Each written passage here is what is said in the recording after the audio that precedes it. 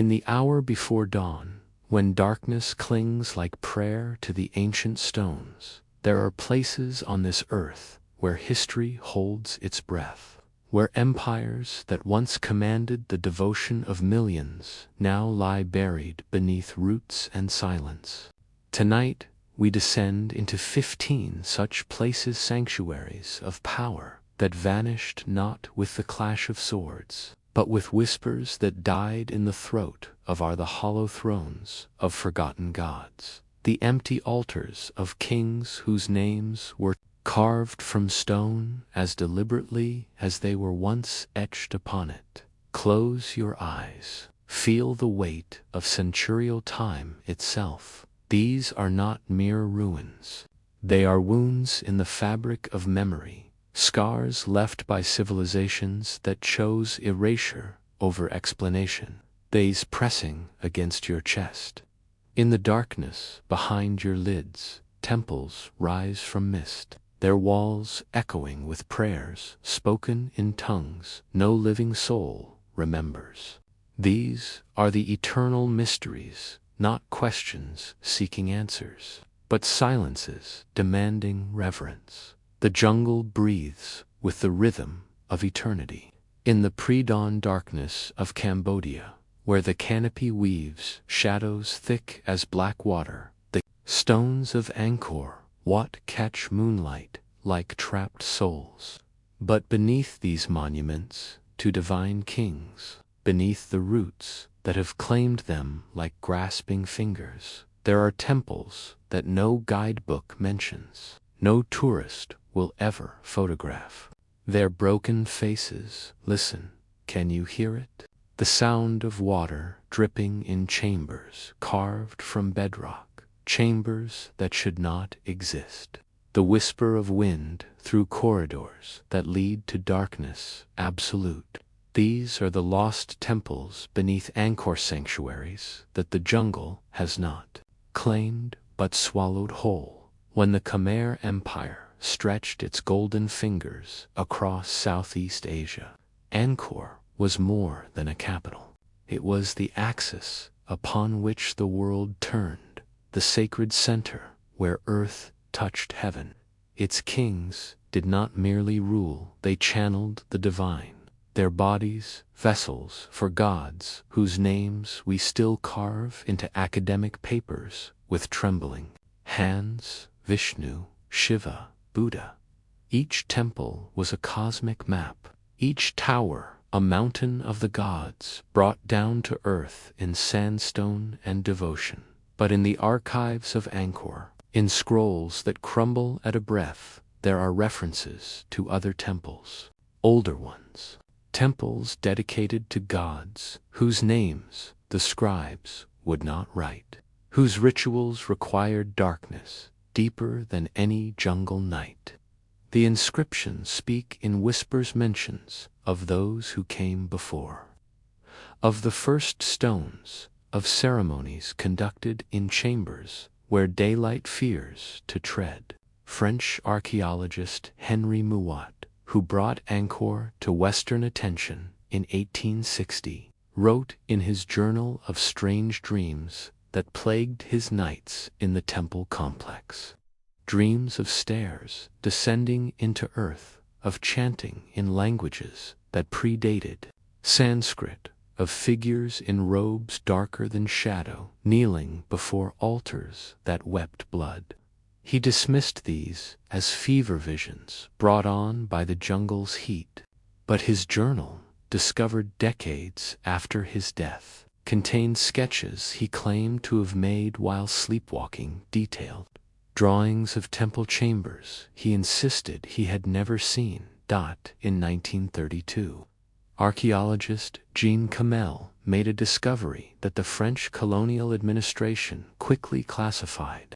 Working beneath the Bayon Temple, his team broke through a sealed passage and found themselves in a network of tunnels that honeycombed the bedrock beneath Angkor.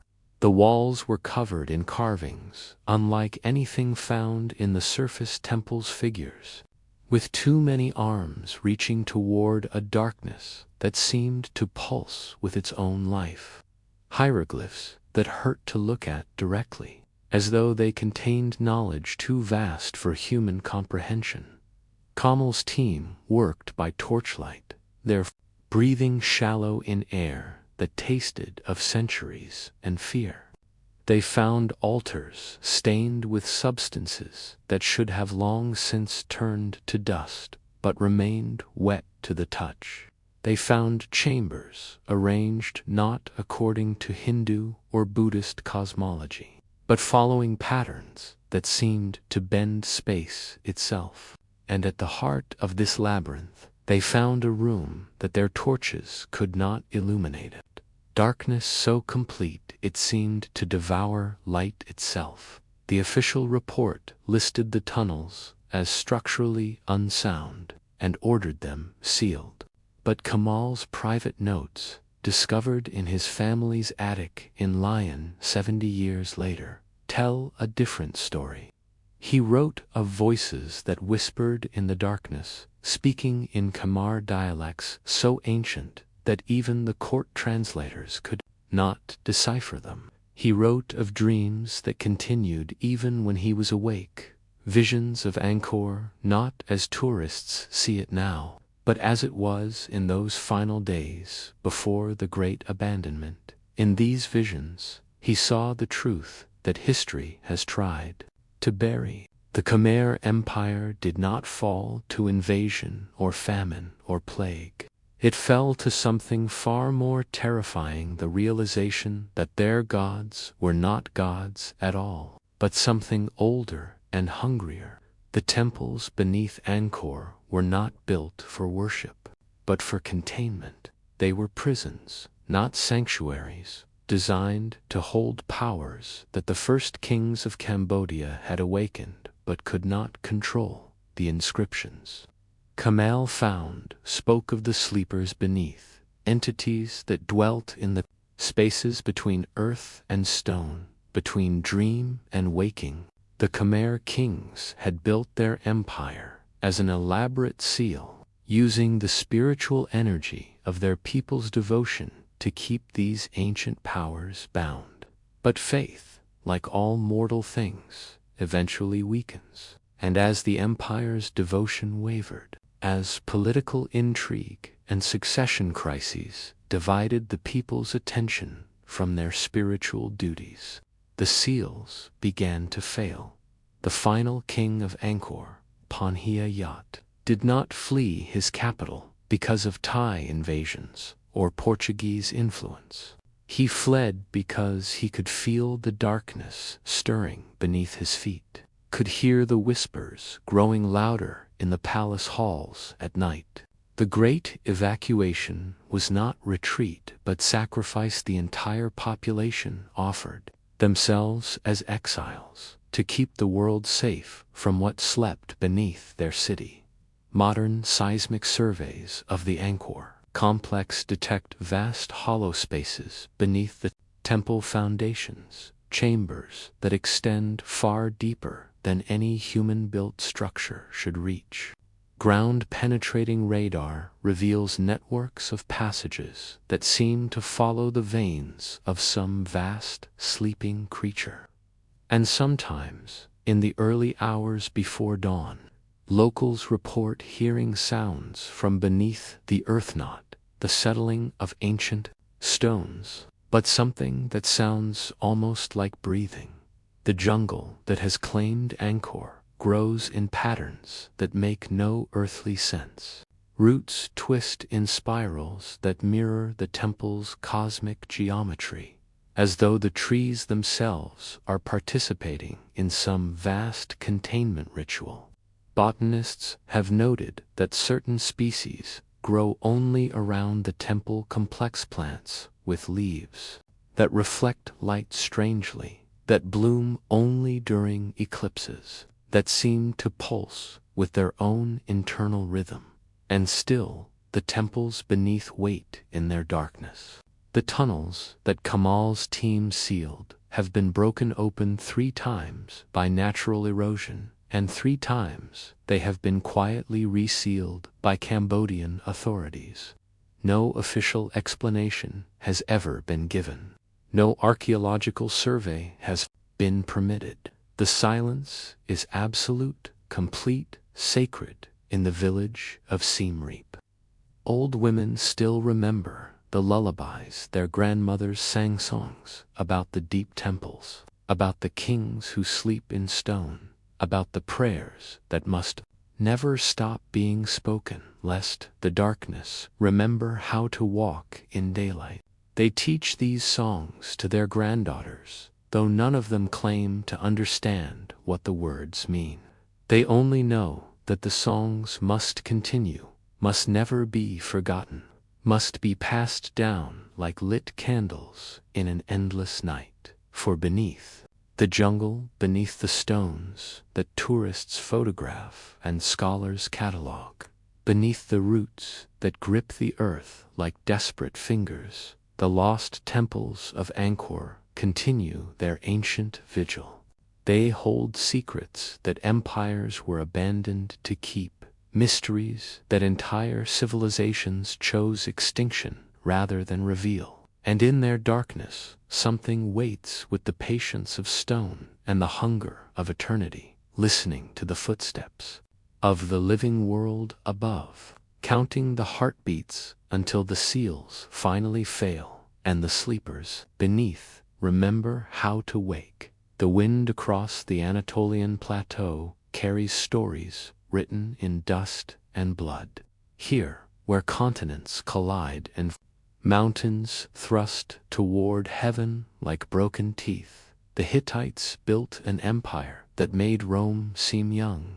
Their capital, Hattusa, sprawled across hilltops like a crown of stone, its walls thick enough to hold back armies, its gates carved with lions that still stare blindly across empty fields. But Hattusa fell not to foreign swords, but to poison that seeped through palace halls like slow-moving death.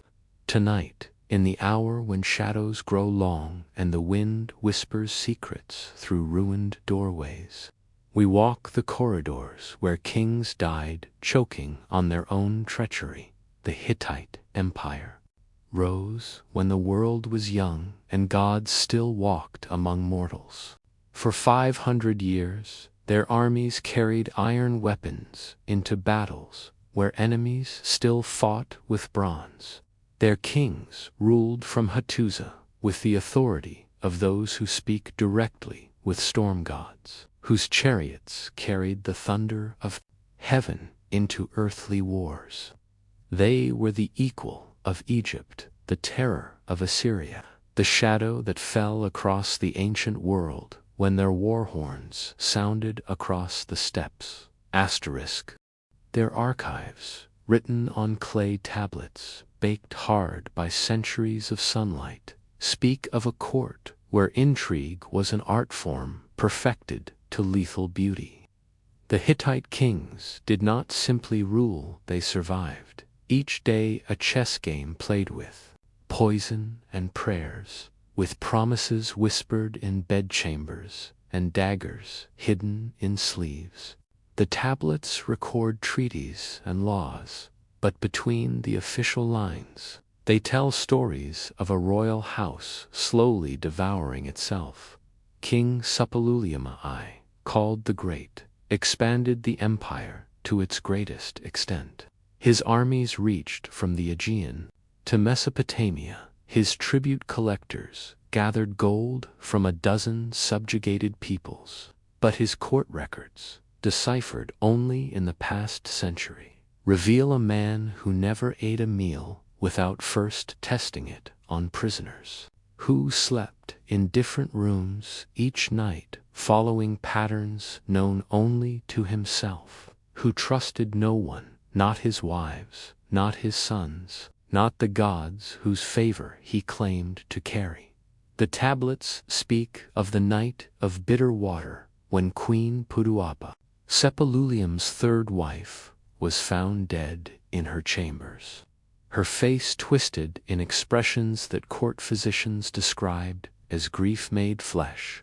The king's official proclamation blamed a swift illness, but private correspondence between court officials tells another story. They describe a woman who spent her final hours speaking in voices that were not her own, who clawed bloody furrows in her arms, while speaking prophecies in languages that predated human speech.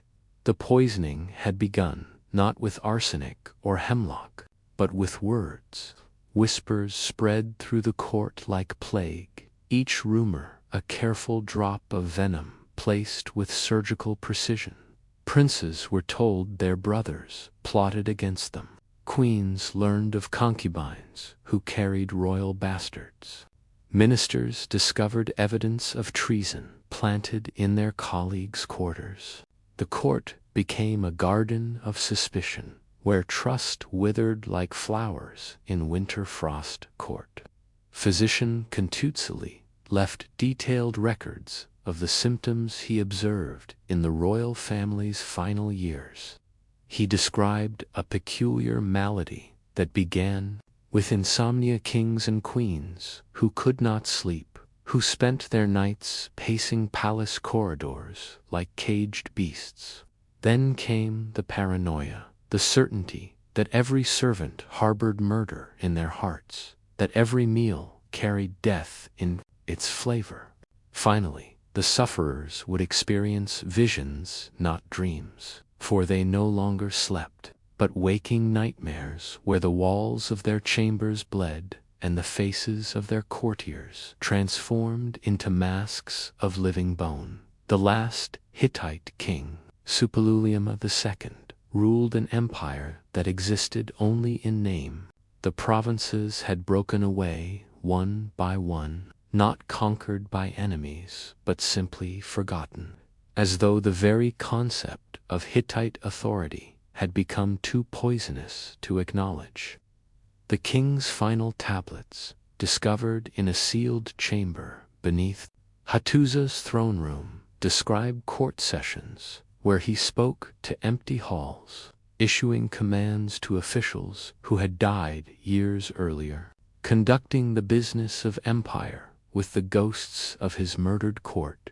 Archaeological evidence from Hattusa's final period paints a picture of abandonment so sudden it defies explanation. Meals were left half-eaten on palace tables. Scribes abandoned tablets in mid-sentence. The great seal of the empire was found dropped on the throne room floor, as though the king had simply let it fall from nerveless fingers and walked away forever. No bodies were found in the palace chambers, no evidence of battle or siege. Hittites simply ... stopped, but in the deepest chambers of the palace. Excavations in the 1980s uncovered evidence of the court's final months. Walls covered in graffiti written in a dozen hands, words scratched deep into stone by fingernails worn bloody. The inscriptions speak of shadows that moved independently of their sources, of courtiers who continued their duties days after their deaths, of a king who ruled his empire while slowly dissolving into madness and air. The most disturbing discovery was made in what archaeologists believe was the royal pharmacia room, lined with ceramic jars that should have contained long desiccated herbs and tinctures. Instead, they found substances that had not aged, that remained as potent as the day they were prepared 3,000 years ago. Chemical analysis revealed compounds that should not have existed in the ancient world, neural toxins that attacked not the body but the mind, substances that triggered paranoia, insomnia, and eventually a complete break from reality. But more troubling than what was found in those jars was what was not found. The recipe tablets that should have accompanied them, the physician's notes that would explain their preparation, the antidotes that any court poisoner would have kept nearby. These had been deliberately destroyed, their ashes mixed with bitter herbs and scattered to the winds. Someone had ensured that the knowledge of these poisons would die with the empire that perfected them. Local legends in the villages around Hattusa speak of nights when the wind carries voices from the ruined palace, not the voices of the dead, but of the dying, trapped forever in their final moments of betrayal and disbelief.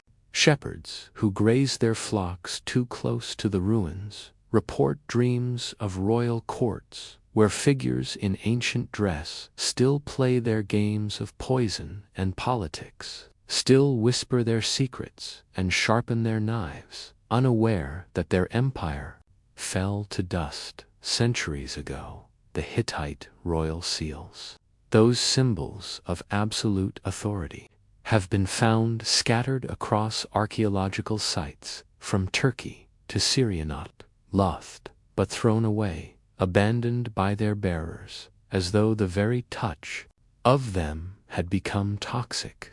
Museum curators who handle them report strange dreams, visions of palace corridors and royal chambers. The overwhelming sense of being watched by eyes that hunger for secrets better left buried. For the Hittite Empire did not fall to barbarian invasion or natural disaster. It fell to the perfect poison mistrust, so pure and concentrated that it dissolved the very bonds that held civilization together. In their pursuit of absolute power, the Hittite kings had distilled betrayal itself into an art form so deadly that it eventually consumed them completely. They had become so proficient at destroying their enemies that they could not stop themselves from destroying each other. And in the ruins of Hattusa, where the wind still carries the whispers of the poisoned court, where shadows seem to move with purposes of their own, where the very stones remember the taste of betrayal, the final secret of the Hittites remains locked in silence. For they learned too late that some victories are so complete they leave nothing left to rule. Some poisons so perfect they kill everything they touch, including the hands that hold them. The Mississippi flows with the memory of giants in the American heartland, where the great river bends like a serpent dreaming of the sea. There rise earthen pyramids that dwarf the cathedrals of Europe. This is Cahokia, the city that touched the stars and fell silent in the space of a single generation.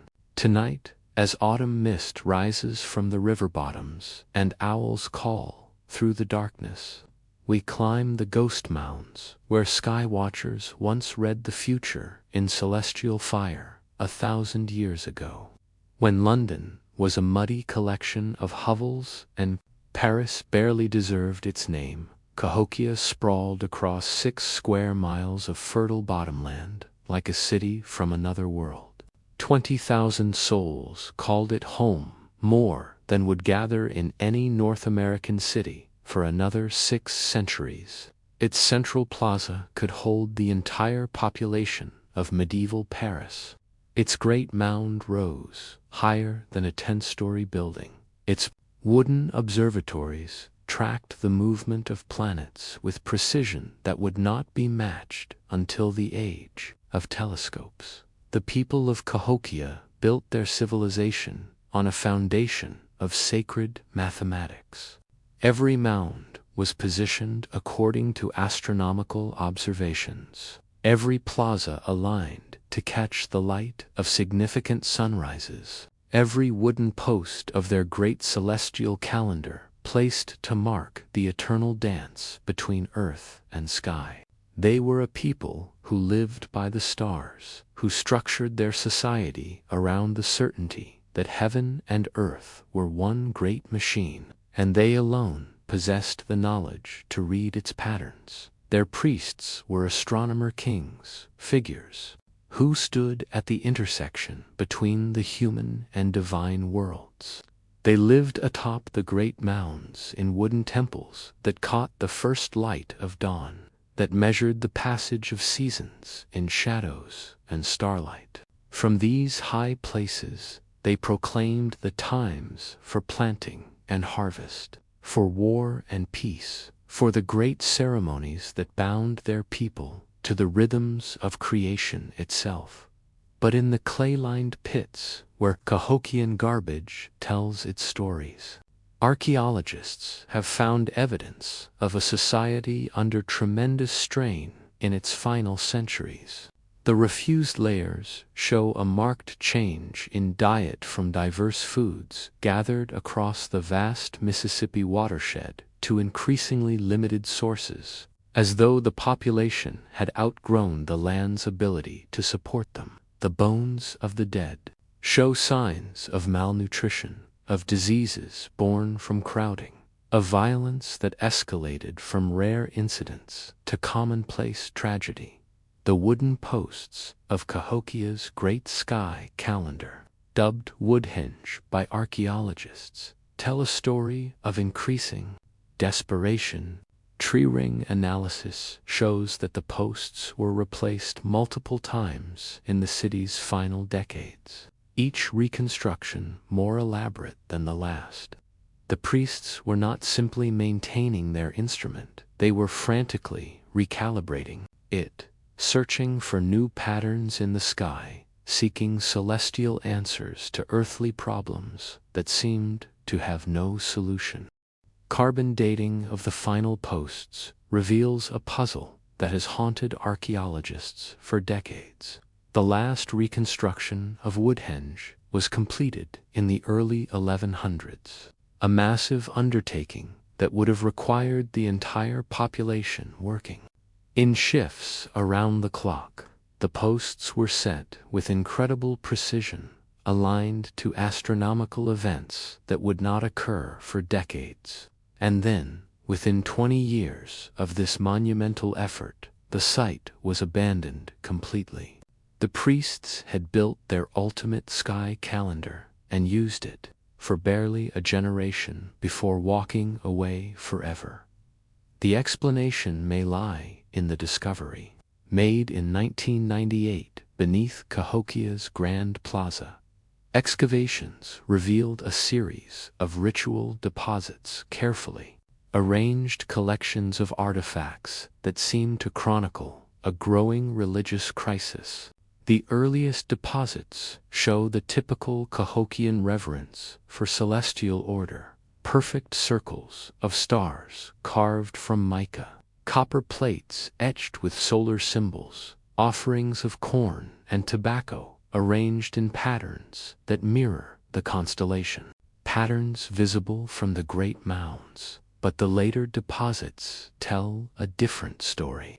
Broken astronomical instruments buried in pits filled with burned corn, shattered shell cups that once held ceremonial drinks, their fragments mixed with charcoal and human teeth, stone tablets covered with frantically carved symbols, not the careful astronomical notations found elsewhere in Cahokia, but desperate scratches that seemed to record failed predictions, missed eclipses, prophecies that did not come to pass. The final deposit, dating to within years of Cahokia's abandonment, contains no astronomical instruments at all. Instead, archaeologists found evidence of a ceremony unlike anything else in the North American archaeological record. Human sacrifices, yes, but arranged in patterns that mirror the stellar maps found in earlier deposits. The priests had not simply killed to appease their gods. They had killed to literally recreate the sky in flesh and blood, to force the heavens back into alignment through the most desperate magic they could imagine. Treachery data from the American Midwest reveals that Cahokia's final centuries coincided with a period of climate instability unlike anything in the previous millennium. Summers grew shorter and more unpredictable. Winter cold snaps killed crops that had been planted according to astronomical calculations that no longer matched earthly reality. The great floods that had made the Mississippi bottomland so fertile became irregular, sometimes failing completely, sometimes arriving at the wrong seasons to devastate rather than nourish. The sky watchers of Cahokia found themselves caught in a trap of their own making. Their entire civilization was built on the premise that the heavens were reliable, that the stars followed patterns that could be predicted and used to guide human activity. But as climate change disrupted the earthly manifestations of these celestial cycles, the priests faced an impossible choice. They could admit that their fundamental understanding of the universe was flawed, an admission that would destroy their authority and their society. Or they could insist that the sky itself had broken, that the gods had withdrawn their favor, that the very foundations of creation were collapsing. They chose the latter interpretation. The final wooden inscriptions found at Cahokia, carved into posts that were meant to last forever but were abandoned within years, speak of a cosmos in rebellion. The priests wrote of stars that had forgotten their courses, of a sun that rose and set according to its own mad whims, of a moon that refused to mark the months as it had since the world began. They described their situation not as a failure of knowledge, but as a failure of creation itself. The abandonment of Cahokia was not a retreat, it was a sacrifice. The entire population, guided by priests who had concluded that their presence was somehow poisoning the cosmic order, simply walked away from everything they had built. They scattered to the four directions, carrying nothing but the clothes on their backs and the certainty that staying would only make the universe's sickness worse. Archaeological evidence suggests the abandonment was completed in a single season. Cooking fires were left to burn out naturally. Storage pits were sealed with clay and ritual offerings. The great mounds were crowned with final ceremonies whose ash layers still mark the end of a civilization. And then Cahokia was empty, its plazas echoing only with wind, its mounds slowly softening back toward the earth from which they came. But on clear nights, when the Mississippi fog lifts and the stars shine with prehistoric clarity, the wooden posts of Woodhenge still cast their ancient shadows. The astronomical alignments built into Cahokia's mounds still function, still mark the solstices and equinoxes with precision that modern instruments can barely match. The sky calendar, abandoned by its creators, continues to tick away the hours of cosmic time, measuring the eternal dance between earth and heaven for an audience that no longer exists. Local tradition among the tribes of the Mississippi Valley speaks of nights when the mounds glow with their own internal light, when the shadows cast by Woodhenge move independently of the moon, when voices can be heard chanting in languages that predate any known Native American tongue. These are said to be the ghosts of the sky watchers, still keeping their vigil, still tracking the movements of stars in a desperate attempt to understand what went wrong, to find the missing piece that might make the cosmos whole again. For Cahokia fell not to war or famine or plague, but to the terrible realization that the universe is not the perfect machine its priests believed it to be. They built their civilization on the certainty that sky and earth moved in harmony, that human wisdom could read the intentions of the gods in planetary motion. When that certainty crumbled, when the heavens themselves seemed to break faith with the earth, the people of Cahokia chose exile over apostasy. They became wanderers rather than witnesses to the death of their gods.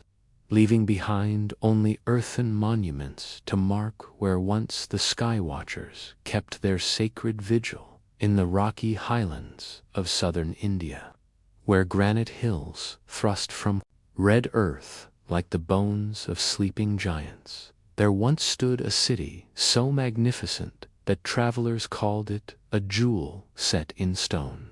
Vijayanagara, the city of victory, sprawled across the landscape like a vision of paradise made manifest. Its markets overflowed with silk and spices. Its temples rang with devotional songs. Its very stones seemed to pulse with the golden light of prosperity.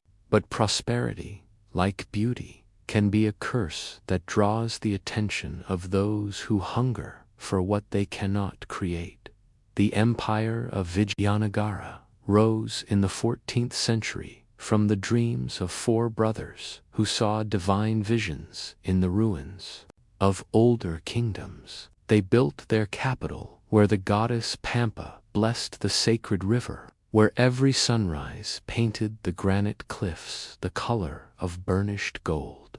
For 2 centuries, their dynasty ruled the Deccan Plateau like benevolent gods, their armies undefeated, their treasuries overflowing, their temples growing ever more elaborate in testimony to divine favor that seemed as permanent as the stone on which they carved their prayers. The city itself was a marvel that European visitors struggled to describe to audiences back home.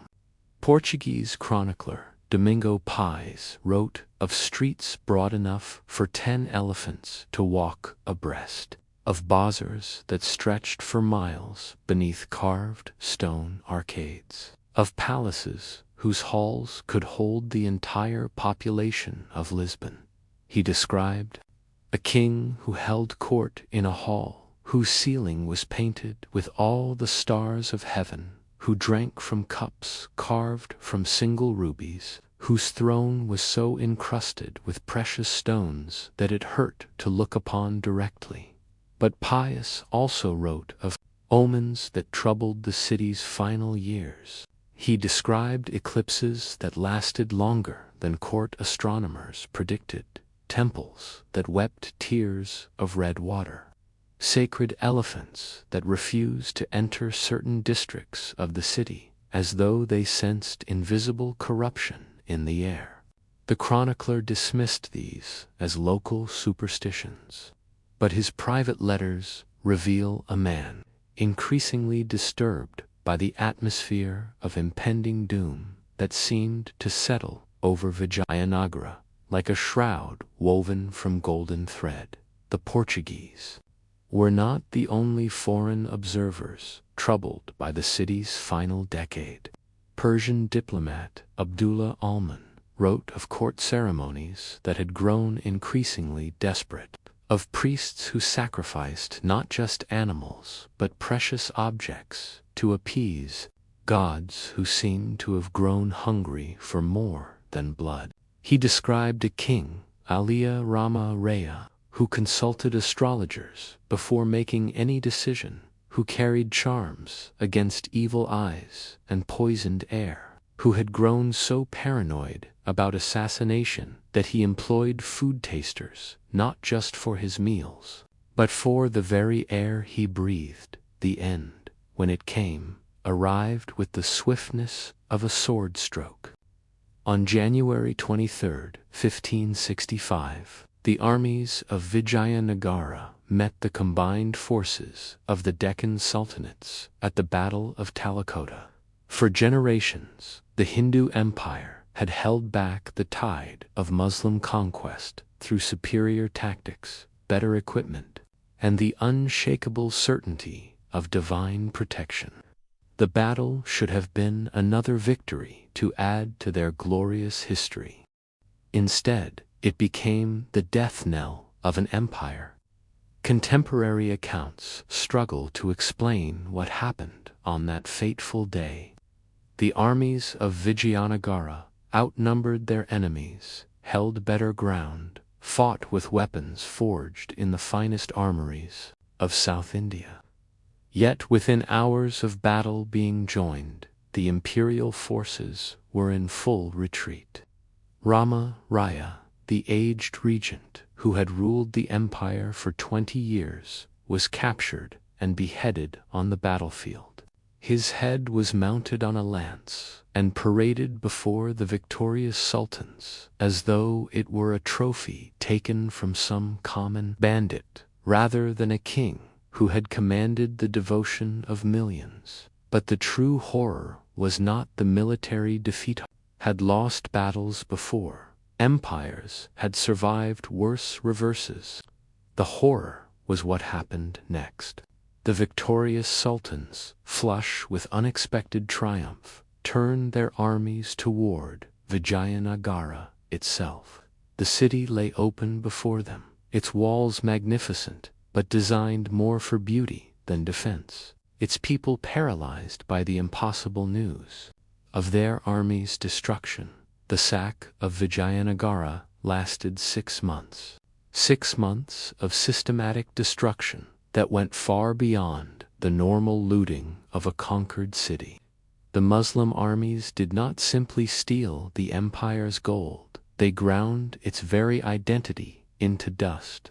Every temple was defiled, every statue smashed, every mural painted over or chiseled from the walls. The great library, which contained manuscripts in 17 languages and chronicles reaching back 8 centuries, was burned in a fire that is said to have raged for 3 days and nights. But even this deliberate cultural annihilation cannot explain why Vijayanagara was never rebuilt, never reoccupied, left to the mercy of wind and time, as though its very stones had been cursed. Other cities had survived similar sacksteli had been destroyed and rebuilt half a dozen times. Persian cities had risen phoenix-like from ashes left by Mongol hordes. Yet Vijayanagara's survivors, scattered across southern India, made no attempt to return to their former capital.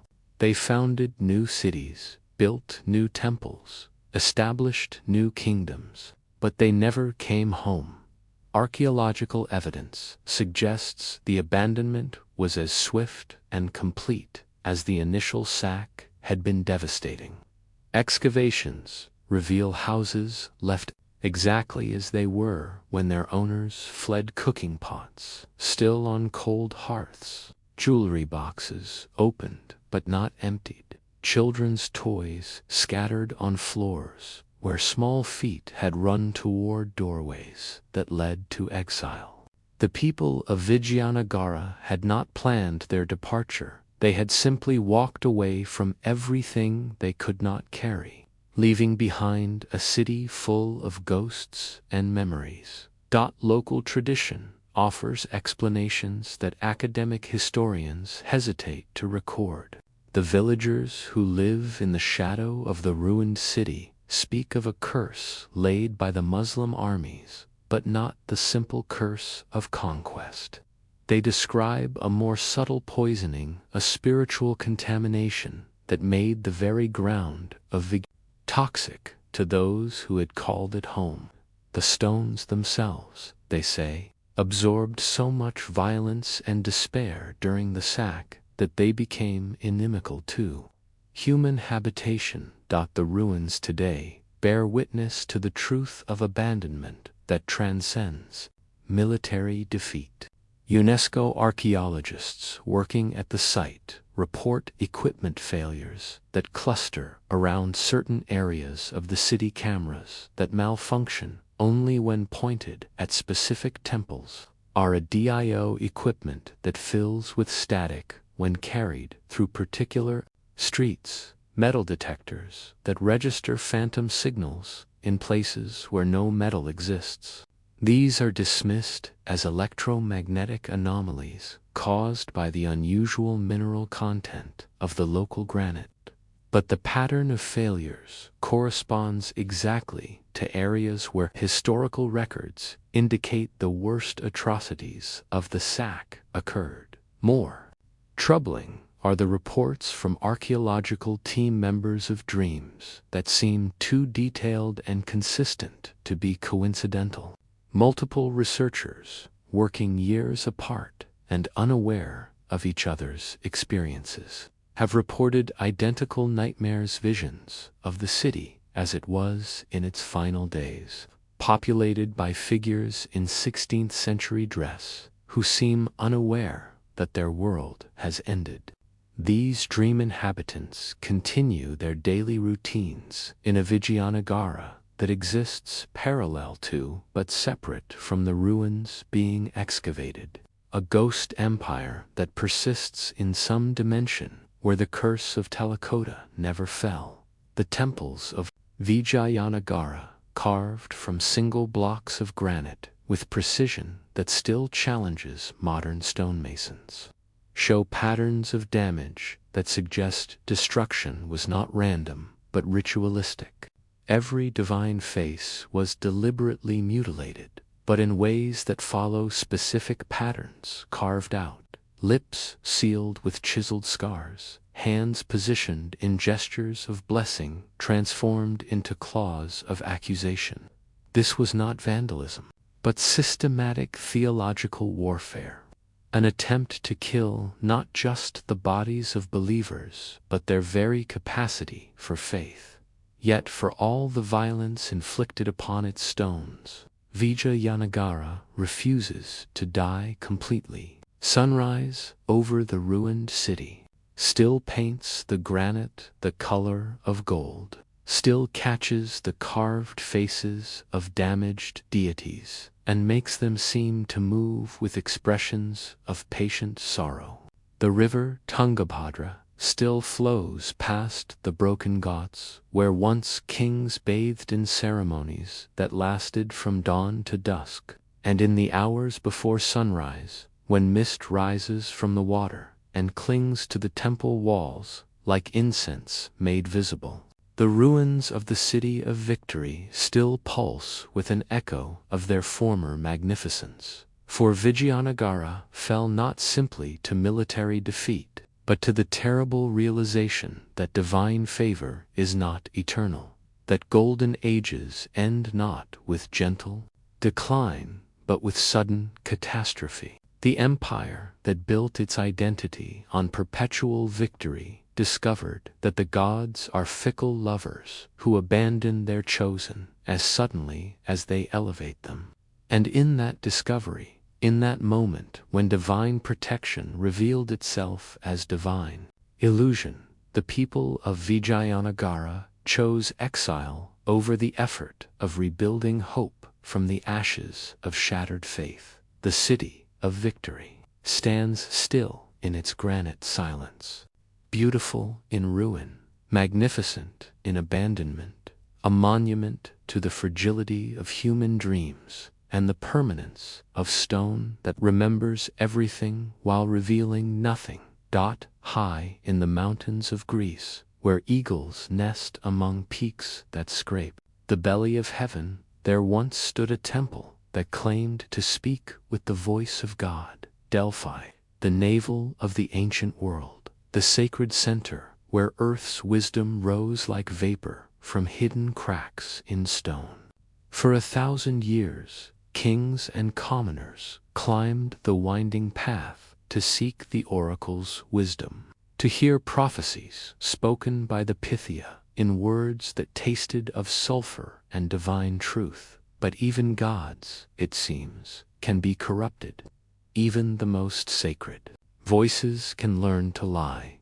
The sanctuary of Apollo at Delphi clung to the mountainside like a cluster of marble jewels, its temples and treasuries gleaming white against the dark stone of Mount Parnassus. Pilgrims came from every corner of the Mediterranean world, carrying offerings of gold and prayers, seeking answers to questions that kept them sleepless through long nights of uncertainty. They came believing that here, if nowhere else, truth could be purchased with sufficient sacrifice and proper ritual. The Pythia herself was chosen from among the local women according to ancient Lani, to young nor to old, neither too beautiful nor too plain.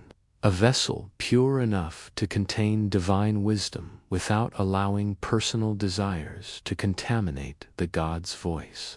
She would descend into the sacred chamber beneath the temple, seat herself upon the golden tripod that had been Apollo's gift to his chosen shrine, and breathe the vapors that rose from the earth's deepest places until her mortal consciousness dissolved and divine prophecy poured from her lips like water from a spring.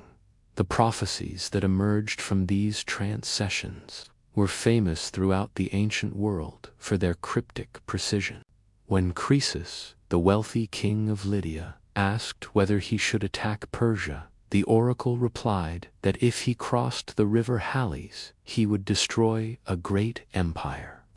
Encouraged, Croesus launched his invasion only to discover that the empire destroyed was his own. When the Spartans sought guidance before the battle of Thermopylae, the Pythia spoke of a choice between the death of a king or the destruction of their city, prophecy fulfilled when Leonidas chose his heroic final stand. But by the time Rome's eagles cast their shadows across Greek mountains, whispers had begun to circulate about the oracle's methods. Temple priests, it was said, had grown wealthy not from the god's favor but from more earthly transactions. Romans, with their practical minds and suspicious hearts, noticed patterns in the prophecies that suggested calculation rather than divine inspiration. The oracle's responses seemed to favor those who brought richer offerings, to speak more favorably of cities whose treasuries contributed more generously to Apollo's temple maintenance. Marcus Tullius Cicero, that master of Roman rhetoric, wrote privately to friends about his visits to Delphi with growing skepticism. He observed that the sacred vapors which induced the Pythia's trances smelled not of divine mystery but of burning herbs that any competent pharmacist might mix. He noted that the priests who interpreted her ecstatic utterings seemed remarkably well informed about the political situations of their questioners, as though divine omniscience required earthly intelligence networks to function properly. But the most damning evidence came from Plutarch, who served as a priest at Delphi in the shrine's declining years. His writings, discovered in a Constantinople monastery in 1847, described the final century of the oracle's operation with the bitter clarity of disillusionment. He wrote of colleagues who coached the Pythia in her responses, of sacred fires maintained not with miraculous eternal flame, but with oil purchased from merchants whose bribes ensured the temple's favor, of prophecies crafted in committee meetings, where political expediency weighed more heavily than divine truth. Plutarch's most shocking revelation concerned the sacred vapors themselves. The geological fissure beneath the temple, long believed to be a direct channel to the underworld through which Apollo's wisdom rose to earth, had been artificially enhanced with a network of hidden tubes that allowed priests to introduce whatever substances would produce the desired prophetic state. The Pythia's divine trances were induced not by communion with gods, but by carefully administered doses of psychoactive compounds that left her vulnerable to suggestion while maintaining the appearance of supernatural possession. The corruption had begun subtly, perhaps even with good intentions. As Greece fell under Roman domination, the temple priests found themselves serving not their traditional Greek clientele, but Roman officials whose questions concerned matters of imperial policy rather than personal guidance. The Romans brought different expectations. They wanted prophecies that supported their political objectives, that sanctified their conquests, that provided divine justification for earthly ambitions. The priests, dependent on Roman patronage for the temple's survival, began to shape their responses accordingly. But corruption, once begun, spreads like infection through previously healthy tissue.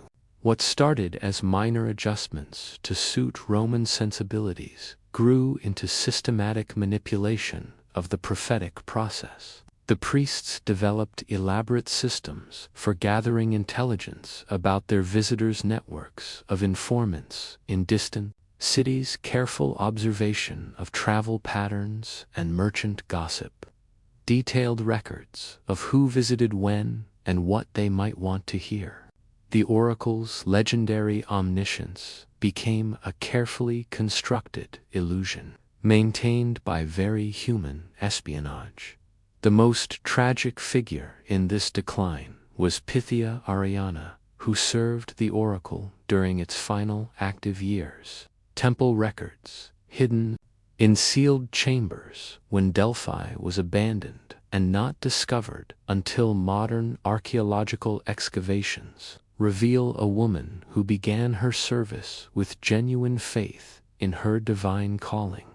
Her early prophecies, delivered in the traditional ecstatic state, followed the ancient patterns of cryptic truth that had made Delphi famous. But as the priest's manipulation of her trances became more systematic, Ariana began to experience what she described in private writings as the god's silence. The divine presence that had once filled her consciousness during prophetic sessions grew fainter, replaced by an emptiness that the priests filled with their carefully prepared suggestions. She found herself speaking words that felt foreign in her mouth, delivering prophecies that her rational mind recognized as politically convenient rather than divinely inspired. Her personal journal, written in a cipher that took cryptographers decades to decode, records her growing horror at what the oracle had become.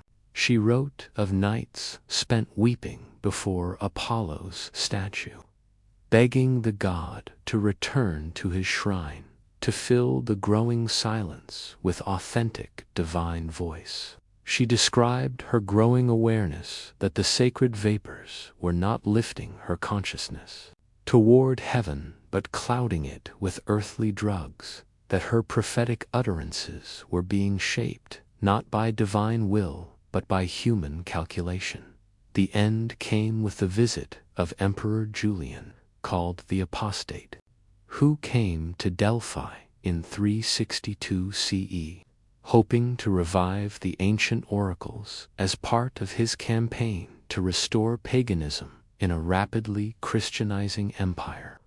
Julian arrived with great ceremony, expecting the oracle to proclaim divine support for his anti-policies.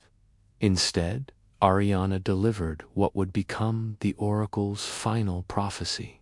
Tell the king that the Pharaoh house has fallen to the ground. No longer has Apollo a hut, nor a prophetic laurel, nor a spring that speaks. The water of speech even is quenched. These words, spoken with such devastating finality that even the corrupted priests could not mistake their meaning, proclaimed the death of divine inspiration at Delphi. Ariana rose from the golden tripod, removed the sacred laurel crown that had marked her as Apollo's chosen voice, and walked from the temple, never to return. She died 3 days later in a nearby village, local accounts suggesting she simply willed herself to stop breathing rather than continue living as the vessel of a god who had abandoned his shrine. Julian's reaction to the oracle's final prophecy was to order the temple sealed and its priests dismissed, but the damage had been done long before his arrival. The corruption of Delphi had spread beyond its mountain sanctuary, casting doubt on every oracle, every sacred spring, every claim of divine communication throughout the Greek world. If Apollo's most famous shrine could be revealed as an elaborate fraud, what sacred truth could be trusted anywhere? Modern geological surveys of the Delphi site have confirmed that natural ethylene gas does seep from fissures beneath the temple, providing a scientific explanation for the Pythia's altered states of consciousness. But this discovery, rather than validating the oracle's authenticity, only emphasizes how thoroughly the priests had corrupted even genuine natural phenomena for their fraudulent purposes. They had taken a real connection between earth and altered consciousness and perverted it into a tool for deception. The ruins of Delphi today still command their magnificent view across the valley toward the Gulf of Corinth, still catch the morning light on marble columns that once supported the roof of divine wisdom. Tourists climb the sacred way, photographing the treasuries where ancient cities stored their offerings, admiring the precision with which stones were fitted together to create temples worthy of immortal gods. But in the early morning hours, when mist rises from the valley below and clings to the temple foundations like ghostly incense, guides speak in whispers of voices that still echo from the ruined shrine. Not the voice of Apollo, they insist, but the voice of betrayal itself, the sound of divine truth, discovering its own corruption. The echo of a god's final silence as he realized that his most faithful servants had become his most effective enemies. For Delphi fell not to Christian persecution or barbarian invasion, but to the slow poison of its own success. In becoming too useful to earthly powers, too convenient for human ambition, the oracle sacrificed the divine mystery that had been its only true source of authority. The priests who thought they were preserving their temple's influence by making it more responsive to political needs had instead destroyed the very thing that made it worth preserving. And so the navel of the ancient world became a wound that never healed, a sacred center that had lost its connection to the sacred, a place where the gods had once spoken clearly but learned too late that some silences are more honest than corrupted speech. The desert remembers everything and reveals nothing. In the vast expanse of Egypt's western desert, where sand dunes shift like frozen waves and the horizon shimmers with heat that makes mountains dance, there lies buried one of history's greatest mysteries.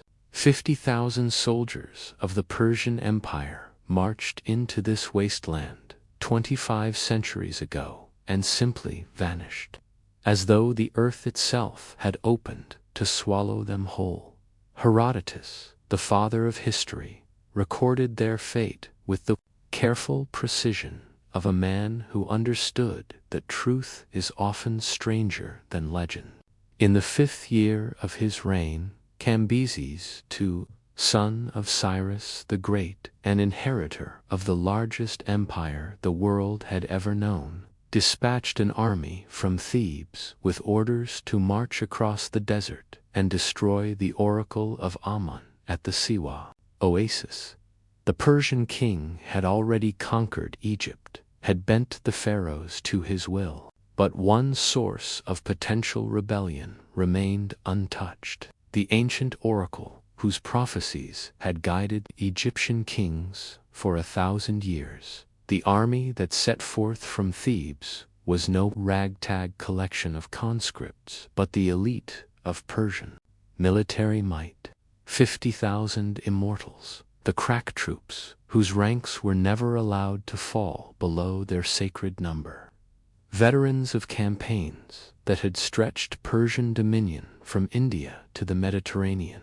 They marched with the precision of men who had never known defeat, carrying weapons forged in the fires of conquered cities, wearing armor blessed by Zoroastrian priests who proclaimed their mission divinely ordained. The last confirmed sighting of this mighty force came from merchants at the oasis of Karga, 7 days' march from Thebes. Travelers reported an army that stretched to the horizon, its banners snapping in desert winds, its bronze weapons catching sunlight like a field of deadly flowers. The soldiers seemed confident, well supplied, led by generals who consulted maps, drawn by the finest Persian cartographers and guides who claimed intimate knowledge of desert paths. Then they marched beyond the edge of the known world and into silence as complete as the grave. For 40 years after Cambyses's death, Persian search parties combed the desert looking for some trace of the vanished army. They found scattered bones that might have been human, metal fragments that could have been Persian weapons, but nothing conclusive, nothing that could definitively prove the fate of 50,000 men who had simply ceased to exist. The silence was so complete that some began to whisper the army had been a fever dream of the mad king Cambyses, that no such expedition had ever been launched. But Herodotus spoke with survivors of Cambyses's court, men who had seen the army's departure with their own eyes, who had watched the vast column of soldiers disappear into the desert's heat shimmer like a mirage in reverse. These witnesses spoke of an expedition planned with typical Persian thoroughness, supply trains calculated to the last amphora of water, routes plotted according to the positions of stars that never lied, provisions sufficient to sustain an army through months of desert warfare. The mystery deepened in modern times, when archaeologists began systematic exploration of Egypt's western desert. In 1996, Italian Egyptologist Angelo Castiglione claimed to have discovered the remains of the Persian army near the Siwa. Oases, bronze arrowheads, and pieces of armor scattered across miles of sand, human bones bleached white by centuries of sun, but carbon dating of the artifacts proved inconclusive, and the remains could have belonged to any of a dozen military expeditions that had crossed the desert over the millennia. More intriguing were the discoveries made by satellite archaeology, which revealed patterns in the sand that suggested massive disturbances consistent with large-scale human activity. Infrared imagery showed ghost roads cutting across the desert in lines too straight to be natural. Ancient campsites, arranged with military precision, defensive positions that commanded views across valleys where no armies have marched in recorded history. Ground-penetrating radar surveys, conducted in the early 2000s, detected vast hollow spaces beneath the sand, not caves or natural formations, but voids that seemed to follow the patterns of human habitation. Archaeological teams that attempted to excavate these sites reported equipment failures that clustered around certain areas with suspicious regularity. Generators would fail overnight. Water supplies would develop contamination that made them undrinkable. Team members would wake from dreams so vivid and disturbing that several expeditions were abandoned before any significant excavation could be completed. The dreams were remarkably consistent across different archaeological teams working decades apart. Team members reported visions of Persian soldiers marching through landscapes that seemed familiar, yet wrong, desert vistas where the sun cast shadows in impossible directions. Oases that reflected not water but darkness, sand dunes that moved with purposeful intent rather than wind. These dream soldiers appeared unaware of their observers, continuing their march toward a destination that always remained just beyond the horizon of sleep. Local Bedouin tribes have preserved oral traditions about the Persian army that differ significantly from Herodotus's account. Their stories speak not of an army that died in the desert, but of soldiers who found something in the wasteland that changed them, transformed them into creatures that were no longer entirely human. According to these legends, the Persian force did reach the Siwa oasis, did attempt to destroy the Oracle of Ammon, but discovered that some gods are too ancient and too powerful to be conquered by earthly armies.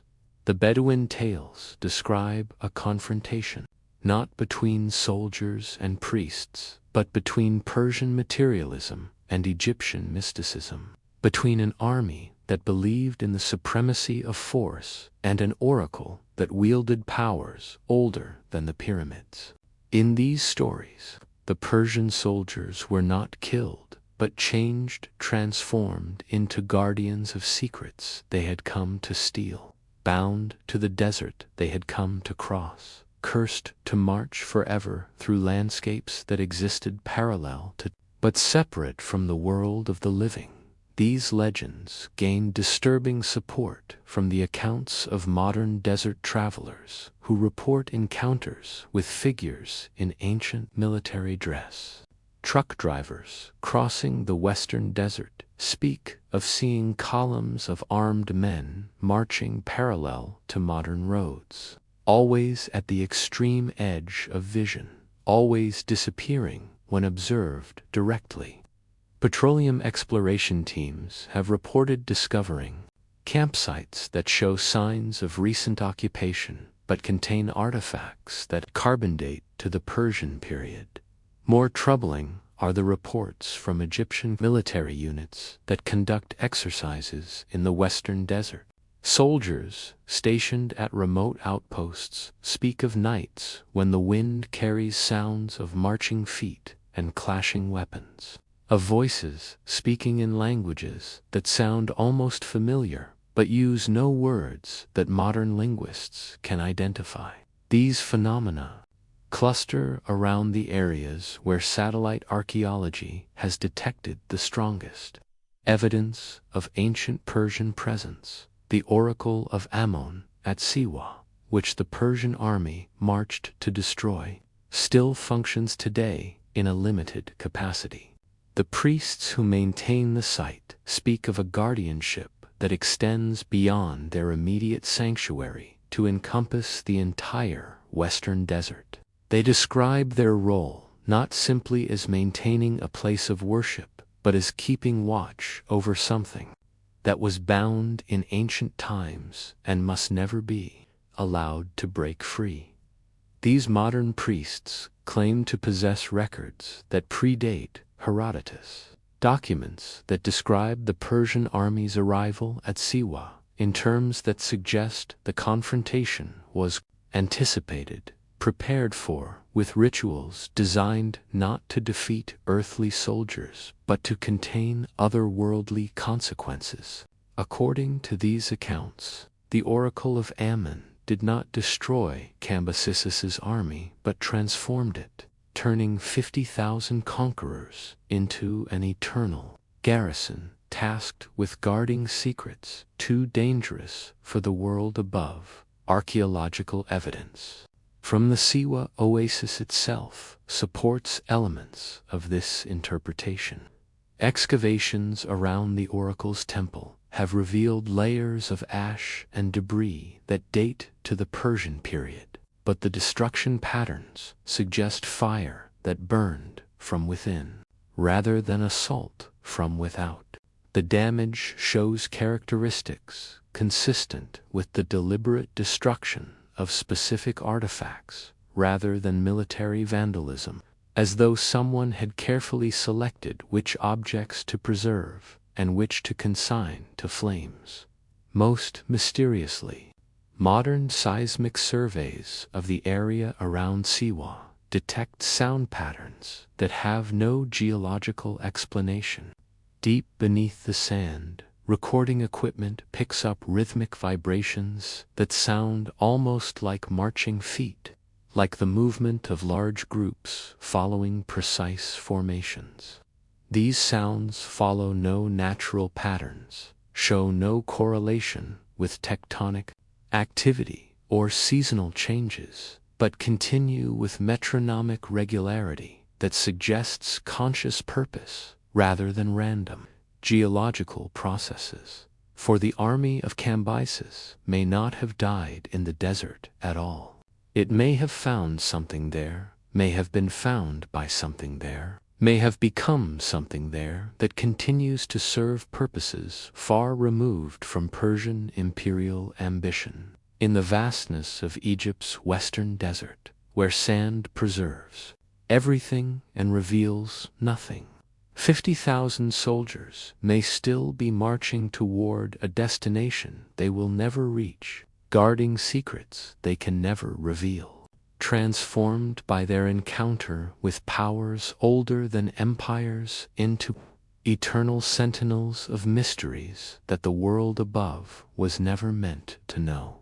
The desert wind carries no answers across the endless dunes, only the whisper of sand against sand, and the eternal silence of questions too vast for mortal comprehension beneath the Arabian Sea, where currents carry the memory of monsoons and the ocean floor holds secrets pressed into sediment by millennia of tides.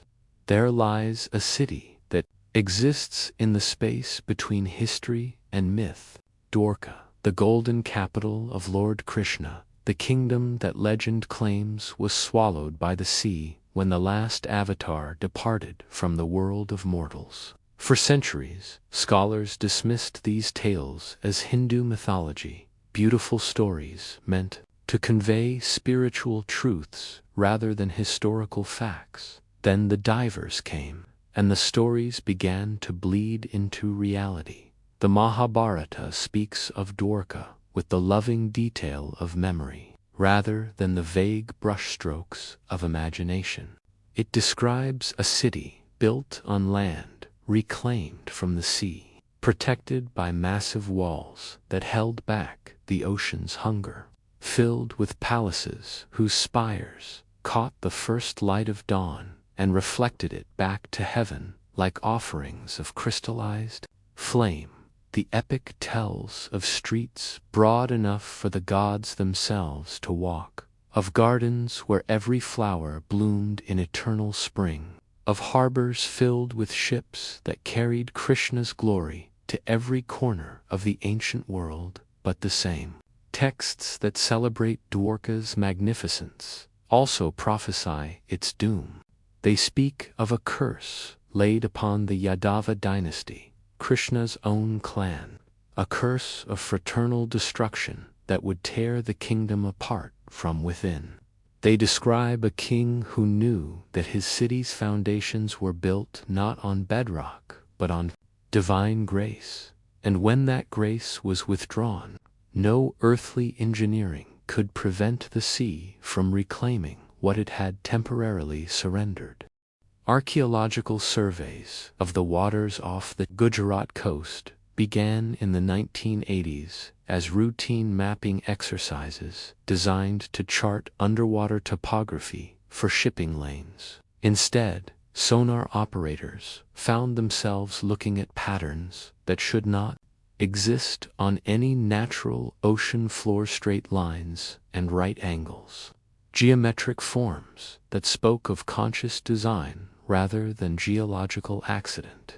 The Indian Archaeological Survey launched systematic underwater excavations that revealed ruins extensive enough to justify the epic's descriptions of a city that rivaled the greatest capitals of the ancient world. The structures discovered beneath the waves show characteristics that suggest advanced urban planning. Streets laid out in precise grids, drainage systems designed to channel monsoon runoff.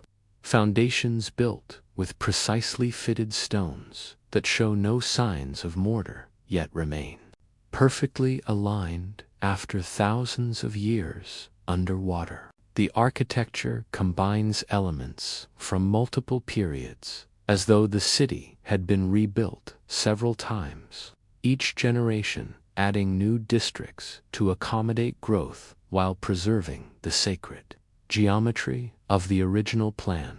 Carbon dating of artifacts recovered from the site places the city's occupation between 3000 BCE and 1500 BCE, making it contemporary with the Indus Valley civilization and far older than previously suspected.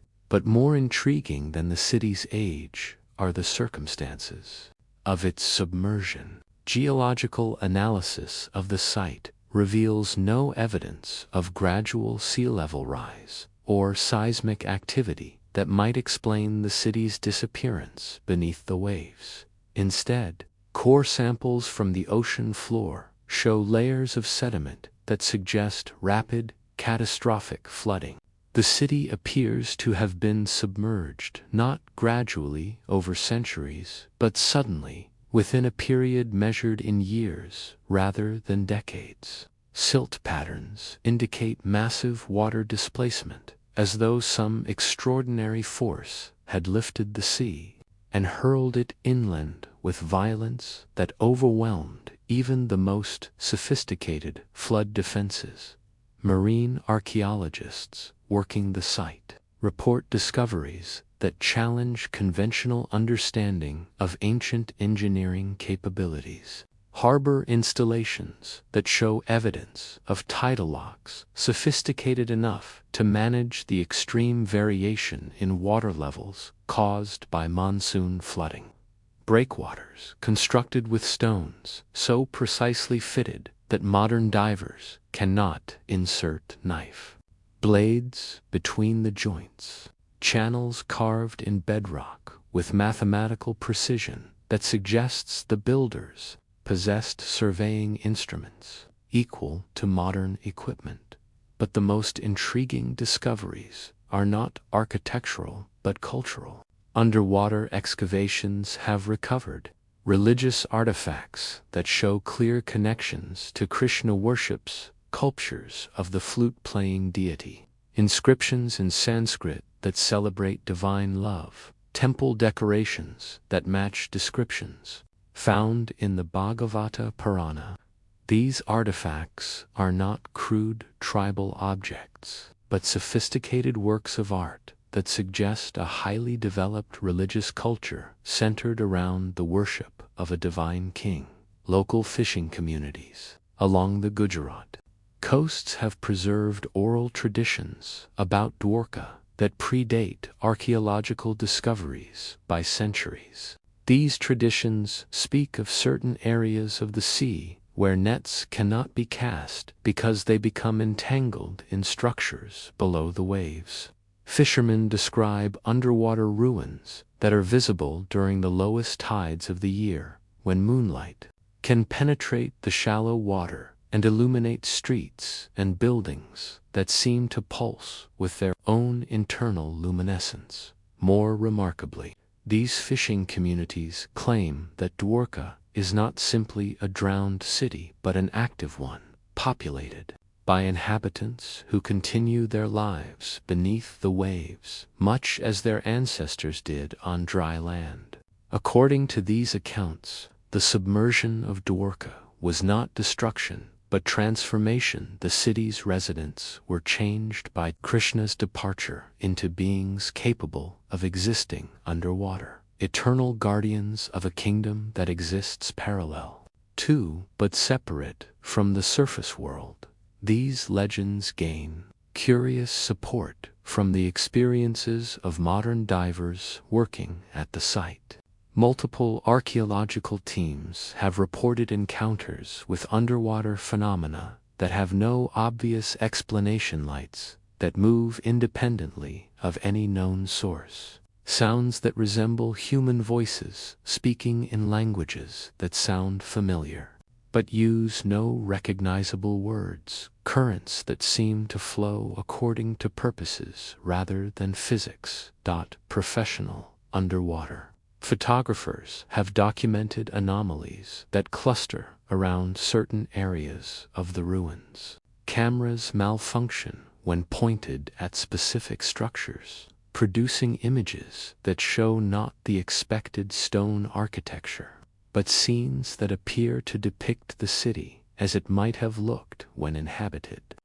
These phantom photographs show streets filled with figures in ancient dress, temples crowned with flames that burn underwater, processions of devotees carrying offerings toward shrines that exist only in legend. The Indian Navy, which conducts routine patrols over the underwater city, has classified numerous reports from sonar operators who detect acoustic signatures consistent with large-scale human activity in areas where no living settlements should exist. Hydrophone recordings from the site capture sounds that suggest not the random acoustic phenomena of underwater ruins, but organized activity. Rhythmic patterns that sound almost like construction work, like the systematic activities of a functioning city. Religious pilgrims who visit the modern Dwarka temple, built on the shore above the sunken city, report visions that seem to breach the boundary between the terrestrial and underwater kingdoms. Devotees speak of glimpses beneath the waves. During evening prayers, visions of Krishna's city continuing its existence in a realm where divine laws supersede natural ones. These experiences are dismissed by rationalists as religious hallucination, but they occur with sufficient frequency and consistency to constitute a documented phenomenon rather than isolated incidents. Oceanographic studies of the area reveal patterns that have no known natural explanation. The waters above the drowned city show different chemical compositions than surrounding areas, as though the ruins below are somehow affecting the sea itself. Marine life in the region exhibits behavioral patterns that suggest the presence of structures and activities invisible to human observation.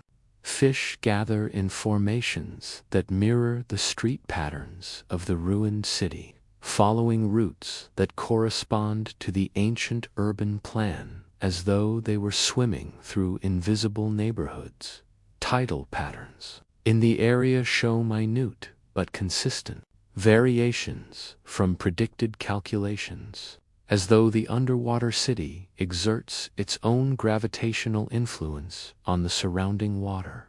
These variations follow the lunar calendar with precision that suggests not random geological interference, but conscious manipulation of oceanic forces, according to astronomical calculations that match ancient Hindu religious observances. 4. Dwarka may not have drowned at all. It may have chosen submersion as protection, may have retreated beneath the waves, not to die, but to continue existing in a realm where divine law could supersede natural limitation.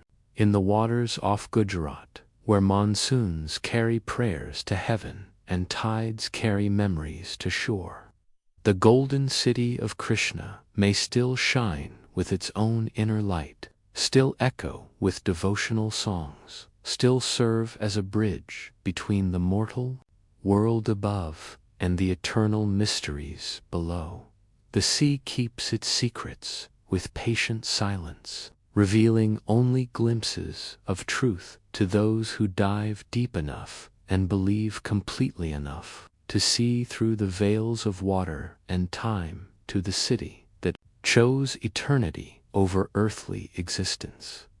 In the bend of the Niger River, where the Sahara's golden dunes meet the green savanna like lovers, embracing across impossible distances. There once stood a city whose libraries held more treasures than all the gold mines of Africa. Timbuktu, the crossroads of continents, the place where camel caravans met riverboats, where Islamic scholars debated theology in halls whose walls were built from books themselves. But in the manuscripts that survived Timbuktu's golden age, there are gaps that speak louder than words, absences that whisper of knowledge too dangerous to preserve. For every book that remains, 10 others were deliberately destroyed, not by conquering armies or natural disaster, but by the librarians themselves. Timbuktu's rise began in the 11th century when Tuareg nomads established a trading post at a point where the Niger River bent north toward the desert's edge. Within 3 centuries, it had grown into the intellectual capital of West Africa, a city where merchants who traded in gold and salt also trafficked in ideas, where Islamic scholarship flourished alongside indigenous wisdom traditions that predated the arrival of the Prophet's message by millennia. The city's libraries were legend throughout the Islamic world. The University of Sankar rivaled Cairo's Al-Azhar as a center of learning, its scholars corresponding with intellectuals in Baghdad and Cordoba, its students coming from as far away as Persia to study medicine, astronomy, law, and philosophy. Private family libraries contained hundreds of thousands of manuscripts, carefully copied and preserved by generations of scribes, who understood that they were not simply preserving text, but safeguarding the accumulated wisdom of civilizations. But among the surviving manuscripts, scholars have identified curious patterns of deletion and destruction. Entire sections of texts have been carefully excised, not torn out in haste, but removed with surgical precision by people who knew exactly what they were looking for. Library catalogs from the 15th century list thousands of works that no longer exist, books whose titles suggest they dealt with subjects that later librarians deemed too perilous to preserve. The missing texts cluster around certain themes with suspicious consistency. Treatises on advanced mathematics that claimed to reveal geometric principles capable of altering physical reality. Medical texts that described surgical techniques which should have been impossible with medieval instruments. Astronomical works that mapped star patterns invisible to ordinary observation and claimed these hidden/constellations could be used to navigate not just earthly geography but the territories of the soul itself. Most intriguingly, the destroyed works included extensive collections of what contemporary catalogs describe as the reconciliation texts, manuscripts that attempted to synthesize Islamic theology with far older African spiritual traditions. These books apparently explored the possibility that the monotheism brought by Arab traders was not a replacement for indigenous beliefs, but a completion of them.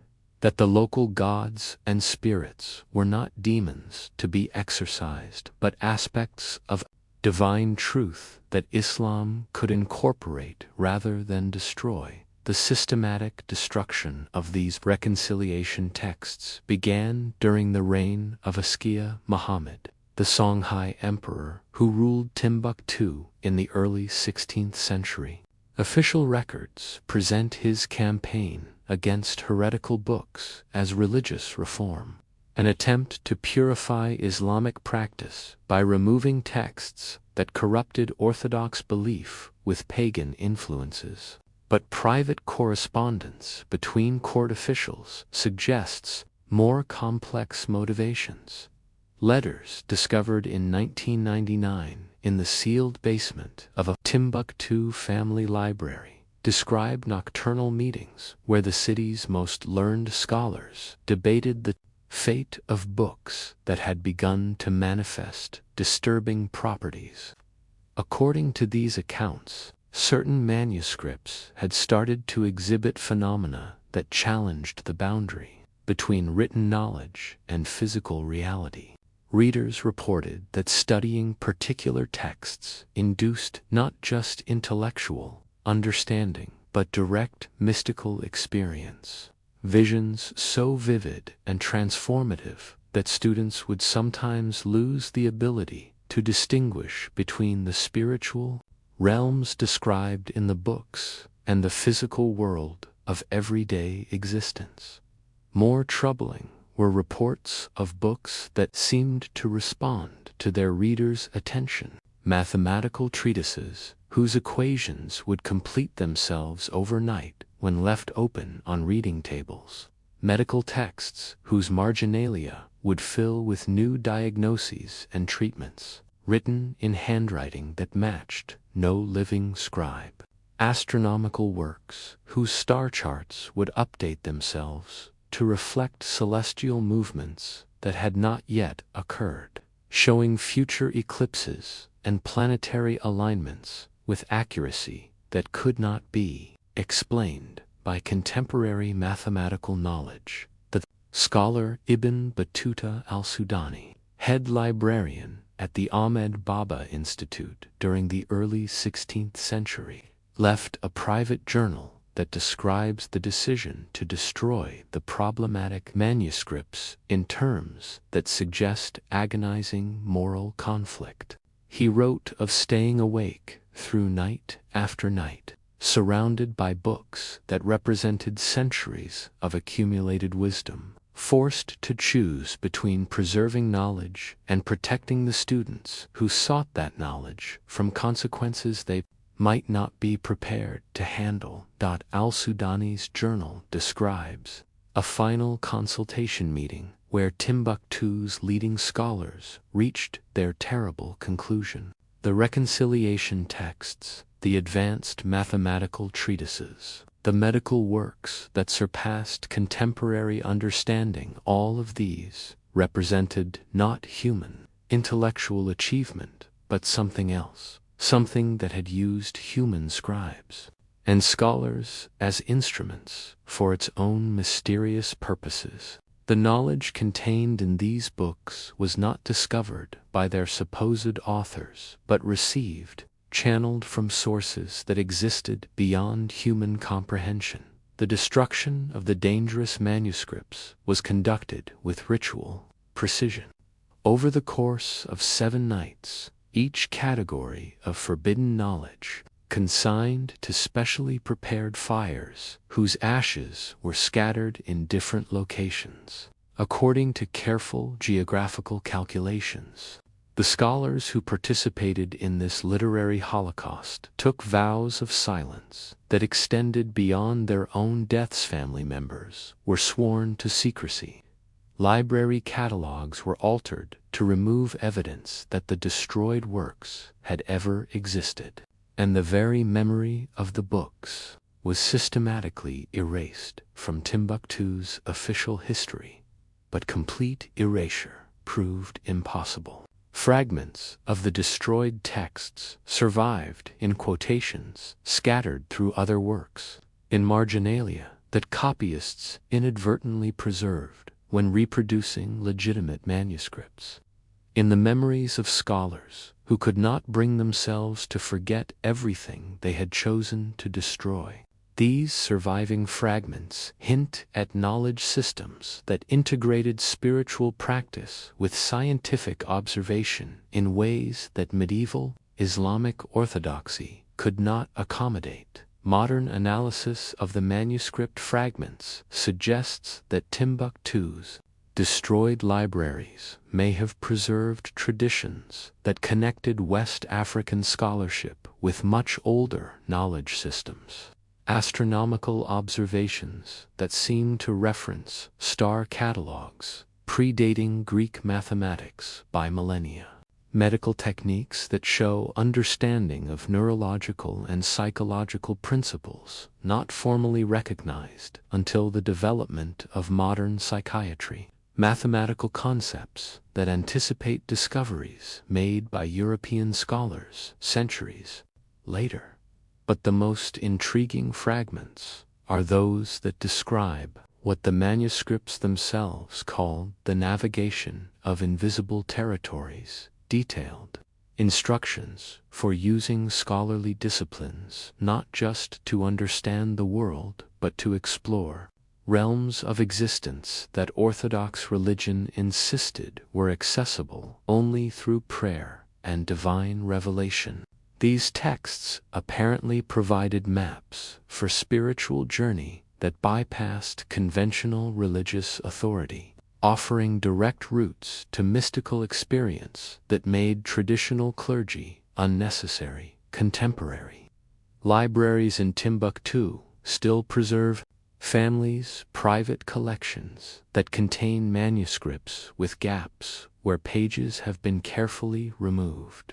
Carbon dating confirms that these deletions occurred during the period of systematic destruction, but the precision of the removal suggests that someone knew exactly which passages needed to be eliminated while preserving the rest of each work.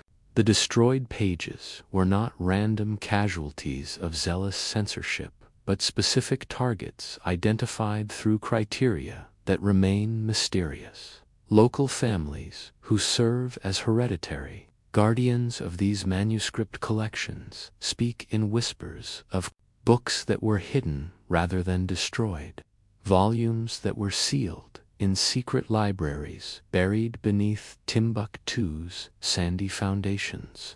According to these accounts, the scholars who orchestrated the Great Destruction could not bring themselves to eliminate certain works entirely. Instead, they created hidden repositories where the most dangerous knowledge could be preserved for future generations who might prove more capable of handling its implications. Archaeological, ground-penetrating radar surveys of Timbuktu have detected anomalous spaces beneath many of the city's oldest buildings, chambers that appear to large and too regularly shaped to be natural formations. Local authorities have consistently refused permission for excavation, citing religious sensitivities and cultural preservation concerns.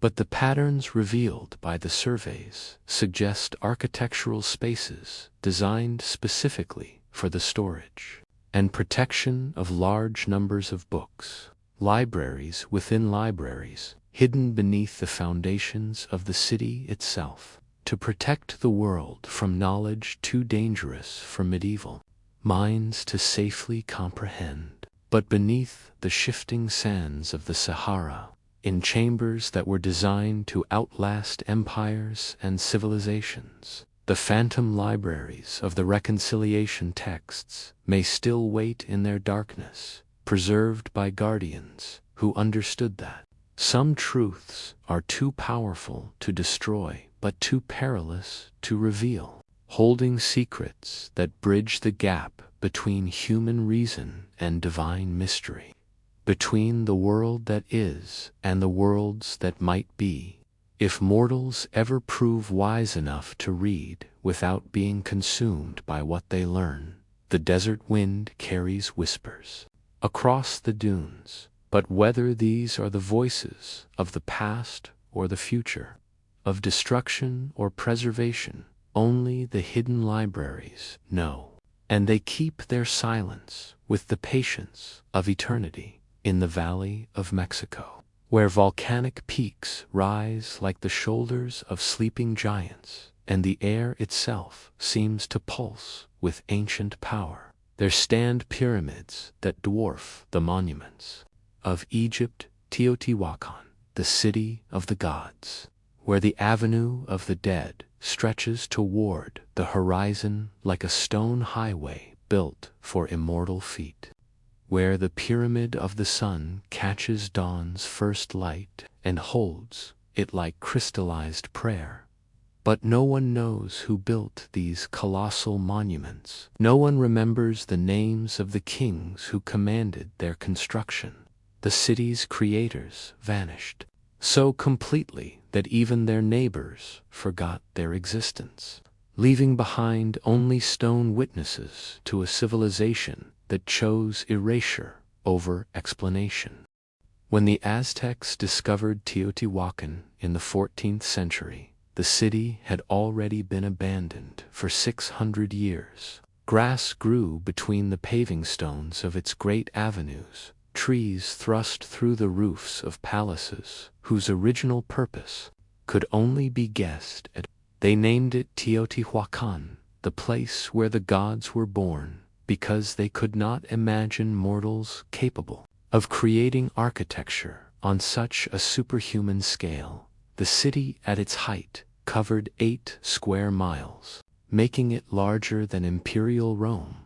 Its population exceeded 200,000 souls, making it one of the largest urban centers in the ancient world. Its influence extended across Mesoamerica through trade networks and cultural exchange that reached from the Maya territories to the Pacific coast. Yet this vast metropolis left behind no deciphered writing system, no carved genealogies of rulers, no monuments celebrating specific historical events that might allow scholars to identify its builders with certainty. The mystery deepens when the city was not destroyed by foreign conquest or natural disaster, but by deliberate, systematic destruction that appears to have been carried out by its own inhabitants. Fire damage throughout the urban core shows patterns consistent with planned burning rather than accidental conflagration. Valuable objects were removed from buildings before they were torched. Artworks were systematically defaced, and religious monuments were toppled with precision that suggests ritual rather than random vandalism. Carbon dating places this great destruction in the 7th century CE, but the evidence suggests it was not accomplished in a single catastrophic event, but over several decades of careful dismantling.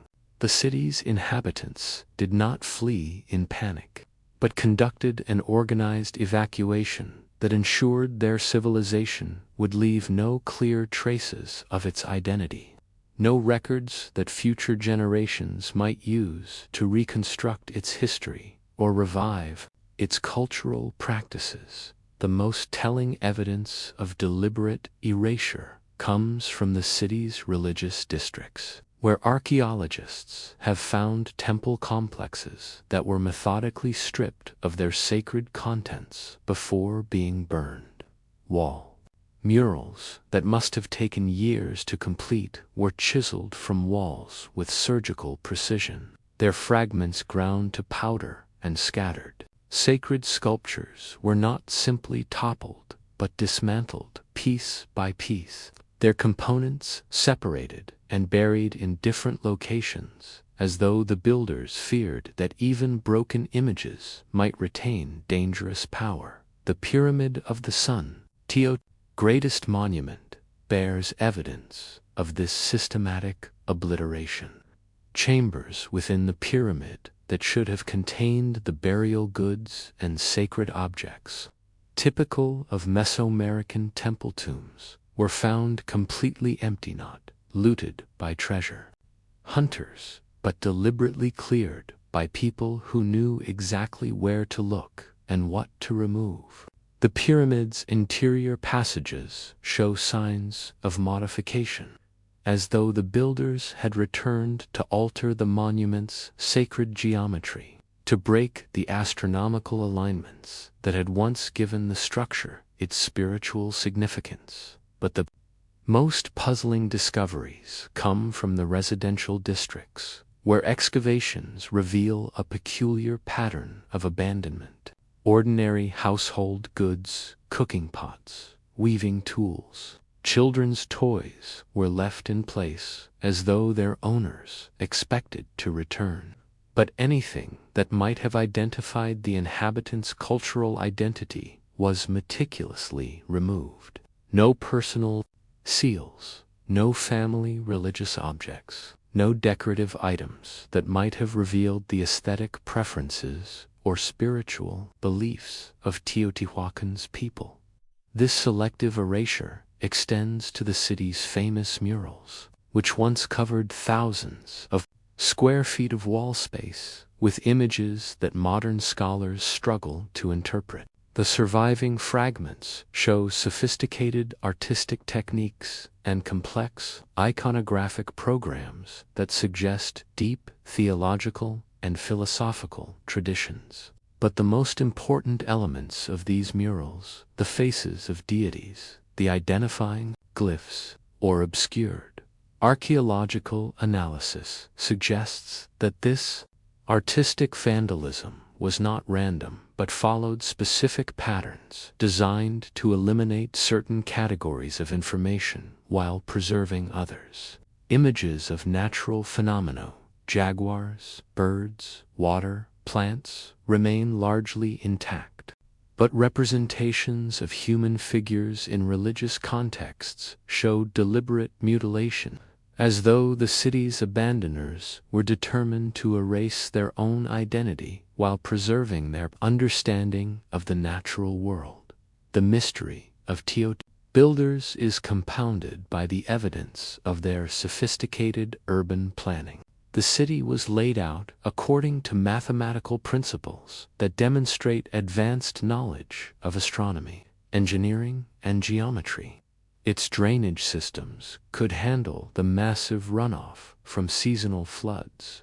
Its residential districts were organized around courtyards that provided optimal ventilation and lighting. Its ceremonial centers were positioned to create acoustic effects that amplified sound across vast distances. Most remarkably, the entire city was oriented 15.5 degrees east of north, an alignment that has no obvious practical purpose but corresponds precisely to astronomical phenomena that would have been visible from the Valley of Mexico in the centuries before the city's construction. This cosmic orientation extends to every major building and street, suggesting that Teotihuacan was conceived not simply as a human settlement, but as a terrestrial mirror of celestial order. The city's Avenue of the Dead, stretching for more than 2 miles from the Pyramid of the Moon to the Ciudadela complex, functions as a vast astronomical instrument. The plaza and pyramid positions along the avenue create sightlines that frame the rising and setting of specific stars at significant dates in the agricultural and religious calendar. Standing at certain points along the avenue during particular seasons, observers could watch celestial bodies appear to emerge from or disappear into pyramid tops, creating the illusion that the city's monuments were gates between earth and heaven. But this astronomical precision makes the city's deliberate destruction even more puzzling. Why would a people who possessed such advanced knowledge of celestial mechanics, who had invested centuries in creating perfect architectural harmony with cosmic forces, choose to destroy their own achievement? What could have motivated them to erase not just their city, but their very identity from human memory?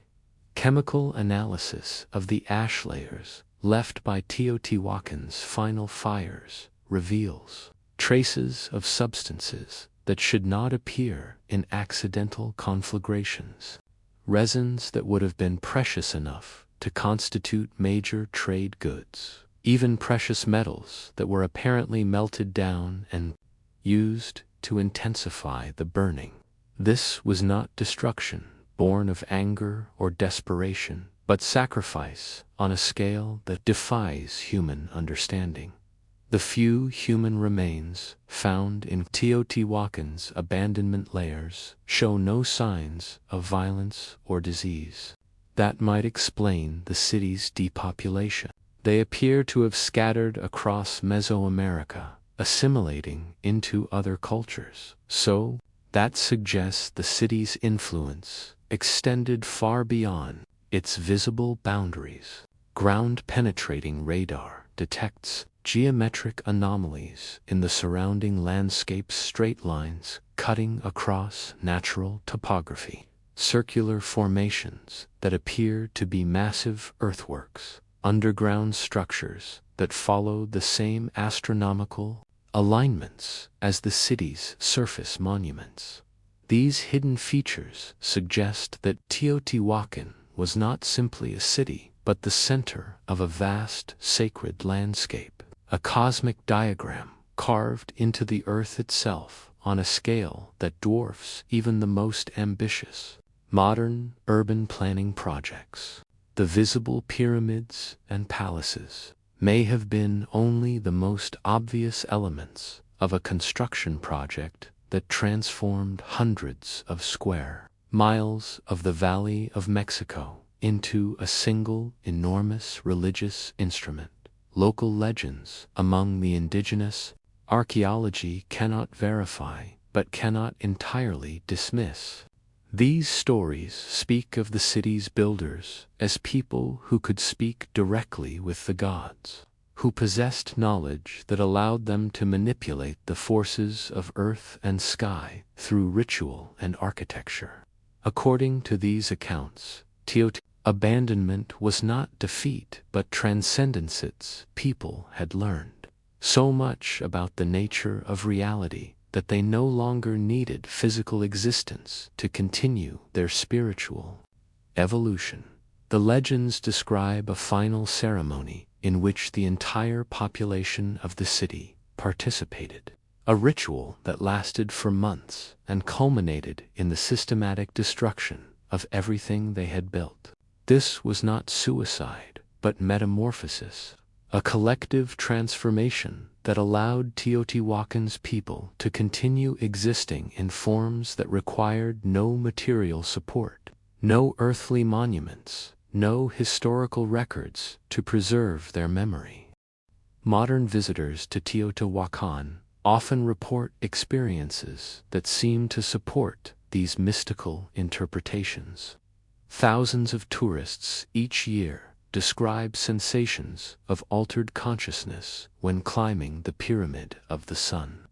Visions of the city, as it might have appeared when inhabited, encounters with figures in ancient dress who seem unaware of the passage of centuries.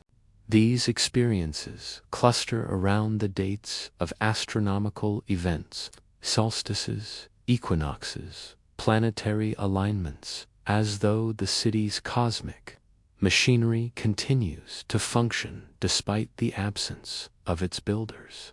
Electromagnetic surveys of the site detect anomalous readings that have no geological explanation but follow the patterns of the city's original sacred architecture.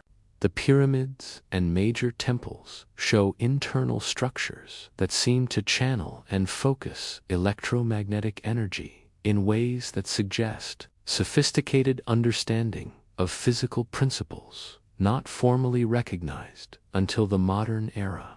These energy patterns pulse in rhythm with astronomical cycles, as though Teotihuacan continues to serve its function as a cosmic instrument even without human operators. For the builders of Teotihuacan may have achieved something unprecedented in human history, the deliberate transformation of an entire civilization from material to spiritual existence. They may have learned to manipulate the boundary between physical and metaphysical reality so completely that they no longer required bodies, cities, or historical records to maintain their essential identity. In erasing all traces of their material culture, they may have succeeded in achieving a form of immortality that transcends the preservation of names and monuments. The city of the gods stands empty still, its pyramids catching sunrise and sunset as they have for 13 centuries, its avenues echoing with wind that carries no human voices. But in the spaces between the stones, in the shadows that fall at astronomically significant angles, in the silence that seems to pulse with its own rhythm, something of Teotihuacan's builders may persist not as ghosts haunting ruins, but as consciousness that has learned to exist in the architecture itself, in the mathematical relationships between earth and sky that no amount of deliberate destruction could erase. They built their city as a bridge to heaven, and when the bridge was complete, they chose to cross it rather than remain behind to explain their achievement to lesser mortals who might never understand the true magnitude of what they had accomplished. On Easter Island, in the vast loneliness of the Pacific, where the nearest land lies thousands of miles beyond any horizon, stone giants stand in eternal silence. The moai, those colossal heads that have become symbols of mystery itself. Yet these monuments to human devotion were not abandoned by time or conquered by enemies. They were toppled by the hands that carved them, shattered by the descendants of their creators in an orgy of destruction that consumed an entire civilization's faith. Rapa Nui, as its Polynesian inhabitants called their island home, was settled sometime between 700 and 1100 CE by voyagers whose navigational skills allowed them to find this tiny speck of land in an ocean larger than all the continents combined. They brought with them the sacred traditions of statue building that had spread across Polynesia. But on their isolated island, this ancient art evolved into something unprecedented, a civilization that devoted its entire existence to the creation of nearly 1,000 stone monuments, each one carved with obsessive precision from the volcanic rock of Rano Raraku Quarry. For centuries, the people of Rapa Nui lived for their moai kin. Entire communities organized their labor around the quarrying, carving, and transport of these massive statues. The island's social structure evolved to support this monumental project. Specialist carvers who spent their lives perfecting techniques passed down through generations. Transport crews who developed ingenious methods for moving multi-ton sculptures across miles of rough terrain. Impressive monuments to honor their ancestors and gods. The moai were not mere sculptures, but embodiments of spiritual power. Each statue represented a specific ancestor, whose monosacred life force could be channeled through the carved stone to protect and guide the living community. The statue's placement followed complex astronomical alignments that connected earthly geography with celestial movements, creating a sacred landscape where every monument served as a focal point for ritual activity that bound the human and divine realms together. Archaeological evidence suggests that moai construction reached its peak during the 15th and 16th centuries, when the island's population may have approached 15,000 people. This was an extraordinary number for such a small and isolated landmass, sustainable only through intensive agriculture and social cooperation on a scale that required every aspect of life to be organized around collective goals. The islanders built elaborate terraced gardens, developed sophisticated water management systems, and created social institutions that could mobilize the entire population for the massive labor projects that their stone monuments required, but by the time European explorers arrived in the 18th century, they found an island in ruins. The moai lay toppled and broken across the landscape like fallen soldiers after some unimaginable battle. The island's population had crashed to fewer than 3,000 people. Survivors huddled in caves and crude shelters, their sophisticated agricultural systems abandoned. Their social organization collapsed into warring factions that fought over the remnants of their ancestors' achievements. The destruction had been systematic and deliberate. Nearly every statue on the island had been pushed from its platform and broken with what appeared to be ritualistic precision. The moai's heads were often separated from their bodies, their eyes deliberately damaged, their ceremonial red scoria crowns scattered like discarded headdresses after some cosmic funeral. This was not random vandalism, but purposeful desecration, carried out according to patterns that suggest religious rather than merely destructive motivations. Archaeological dating of the destruction places this iconoclastic frenzy between the 16th and 17th centuries, decades before European contact, that might explain the social upheaval through disease or cultural disruption. The statue toppling appears to have been a purely internal phenomenon, but between different interpretations of the same religious tradition that had created the moai in the first place. Analysis of the island's environmental history reveals that Rapa Nui's ecological collapse preceded the destruction of the statues. Pollen samples from lake sediments show that the island was once covered with palm forests that provided timber for canoe construction, rope-making materials, and the rollers needed to transport massive stone sculptures. But by the 14th century, these forests had been completely cleared, leaving the islanders trapped on their tiny homeland without the resources needed to maintain their traditional way of life. The environmental catastrophe had profound spiritual implications. The moai building tradition required not just human labor but specific materials: timber for transport, rope for rigging, resources that had become scarce or completely unavailable as the island's ecosystem collapsed. The ancestors' demands for new and ever larger monuments could no longer be fulfilled, creating a crisis of faith that challenged the entire foundation of Rapa Nui society. But the statue toppling was not simply a response to ecological limitations.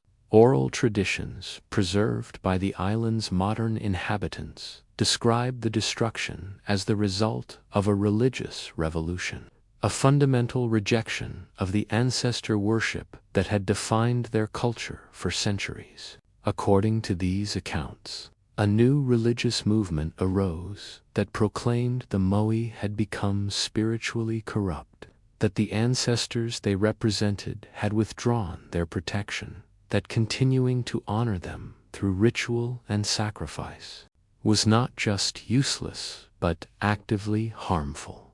This religious reformation was led by figures whose names are still remembered in island tradition. Charismatic leaders who proclaimed that the statue-building tradition had trapped the people in a cycle of spiritual slavery, that the ancestors' demands for ever greater monuments had consumed resources needed for human survival, that the moai had become idols that stood between the living and their true spiritual destiny. The statue-toppling ceremonies, as described in oral tradition, were not acts of destruction but of liberation. Each moai was ritually killed through specific procedures designed to release the mana that had been bound within the stone, freeing both the ancestors' spirit and the community's labor from obligations that had become destructive rather than beneficial. The broken statues were not abandoned, but transformed. Their spiritual function changed from commanding authority to serving as warnings against the dangers of excessive religious devotion. Modern archaeological investigation has revealed evidence that supports elements of these traditional accounts. Excavations around toppled moai show that the statue breaking followed consistent patterns, with specific parts of each sculpture damaged according to what appear to be ritualistic protocols rather than random violence.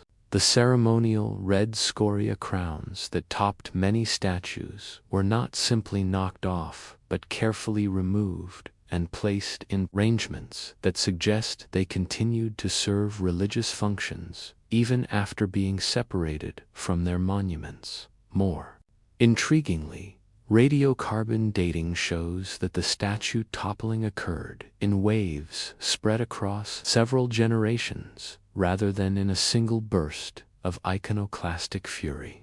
Different areas of the island experienced their religious revolution at different times, suggesting that the rejection of moai worship spread gradually through the population as communities individually reached the conclusion that their traditional practices had become counterproductive. The environmental evidence from this period reveals an island in ecological freefall, but also a people attempting to develop new survival strategies adapted to their degraded landscape. Agricultural techniques shifted from the monumental terraced systems designed to support large populations to smaller, more intensive cultivation methods suitable for greatly reduced numbers. Social organization moved away from the hierarchical structures needed to coordinate massive construction projects toward more egalitarian systems focused on immediate survival needs. But the most remarkable aspect of Rapa Nui's transformation was its completeness. The islanders did not simply stop building new moai, they actively dismantled the entire cultural complex that had sustained statue worship for centuries. The quarries where statues had been carved were abandoned with hundreds of unfinished moai still attached to the bedrock, as though the workers had simply put down their tools in the middle of projects that had consumed years of effort. The ceremonial centers where communities had gathered to honor their ancestors were converted to practical uses or left to decay. This cultural revolution succeeded so thoroughly that by the time European explorers arrived, the islanders' own understanding of their monuments had become fragmentary. The survivors could no longer explain how the massive statues had been transported, could not read the petroglyphs that covered many of the monuments, had lost much of the astronomical knowledge that had guided their ancestors' placement of the moai within the sacred landscape. Yet the destruction was not total. Nearly 200 moai remained standing, primarily those that never left the quarry site at Rano Raraku. These unfinished statues, partially buried by centuries of accumulated sediment, now stand like an army of stone witnesses to the civilization that created and then rejected them. Their preservation seems almost accidental, the result of being too difficult to topple rather than any conscious decision to maintain them as monuments. Modern visitors to Easter Island often report powerful emotional responses to the standing moai, sensations of profound sadness or spiritual presence that seem disproportionate to simple aesthetic appreciation of ancient artwork. These experiences may reflect the statue's unique history, monuments that embody not just the devotion of their creators, but the anguish of their destroyers. stone witnesses to a civilization's attempt to free itself from its own religious obsessions. Through violent self-transformation, for the people of Rapa Nui achieved something unprecedented in human religious history. They successfully rejected their own most fundamental beliefs, toppled their own gods, destroyed their own sacred traditions, in order to break free from spiritual practices that had become destructive rather than nurturing. The broken moais scattered across their island are not symbols of defeat, but of liberation, monuments to the courage required to admit that even the most ancient and deeply held faiths can become obstacles to human flourishing in their silence. The fallen giants of Easter Island speak to the terrible freedom that comes from destroying one's own illusions. The lonely courage required to shatter even the most beautiful dreams when those dreams threaten to consume the dreamers themselves. In the citadel of Mycenae, where Lionsgate still guards the entrance to a palace complex that once commanded the loyalty of 1,000 ships, gold death masks stare with empty eyes toward a heaven that offers no answers. This was Agamemnon's stronghold, the seat of kings whose names echo through Homer's verses like thunder rolling across ancient battlefields. But beneath the heroic legends of the Trojan War lies a darker truth. Mycenae fell not to foreign enemies, but to the poisonous fruit of its own success. Two royal families so tangled in webs of murder and revenge that they finally strangled themselves in the very gold threads of their accumulated wealth. The Mycenaean palaces rose during Greece's Bronze Age, when kings were more than human and gold was more than metal. It was the stuff of divine favor made manifest, proof that the gods smiled upon those who wore it. From their massive stone fortresses, the Waineks, territories that stretched from the Ionian Islands to the coast of Asia Minor, their graves overflow with treasure that speaks of trade networks spanning continents, of tribute flowing from conquered lands, of craftsmen whose skills transformed raw metal into objects of such beauty that they seemed to pulse with their own internal light. But the gold of Mycenae was cursed from the beginning, tainted by the blood that purchased it. The palace archives, written in linear B script on clay tablets, baked hard by the fires that consumed the citadels, record not just the administrative details of Bronze Age bureaucracy, but the systematic cruelties that sustained royal power, tribute lists that demanded not just grain and livestock, but human lives, prisoners taken in raids whose only crime was living within reach of Mycenaean ambition.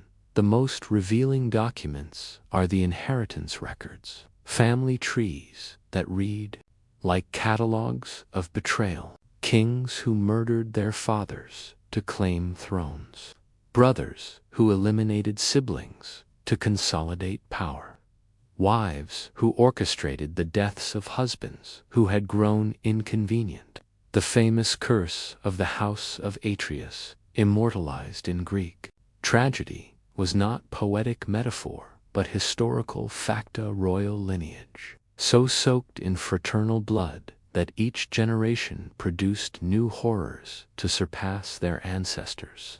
Crimes, archaeological evidence from the palace complexes confirms the textual record's portrait of courts where paranoia had become a survival skill.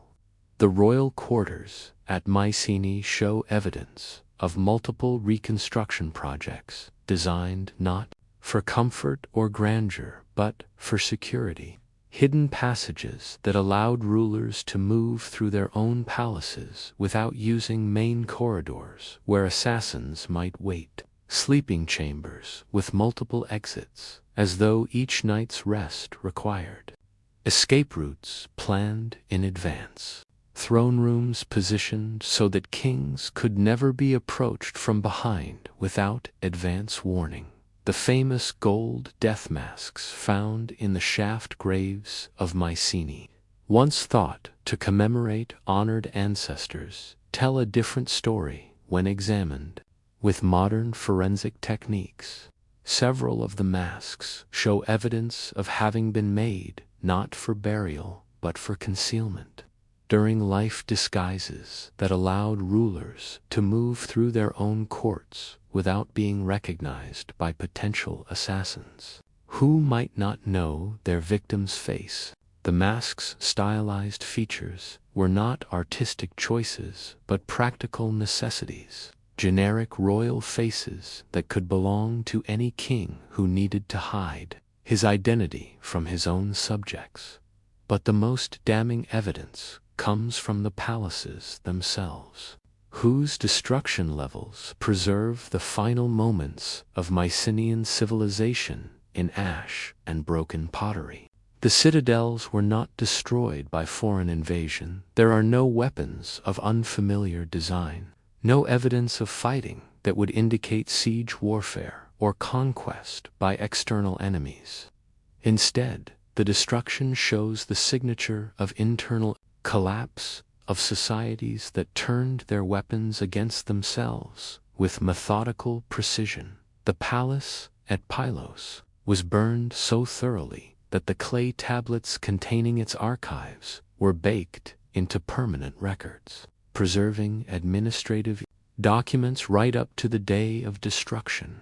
These final tablets record not preparation for war against foreign enemies, but increasingly desperate measures to maintain control over rebellious subjects.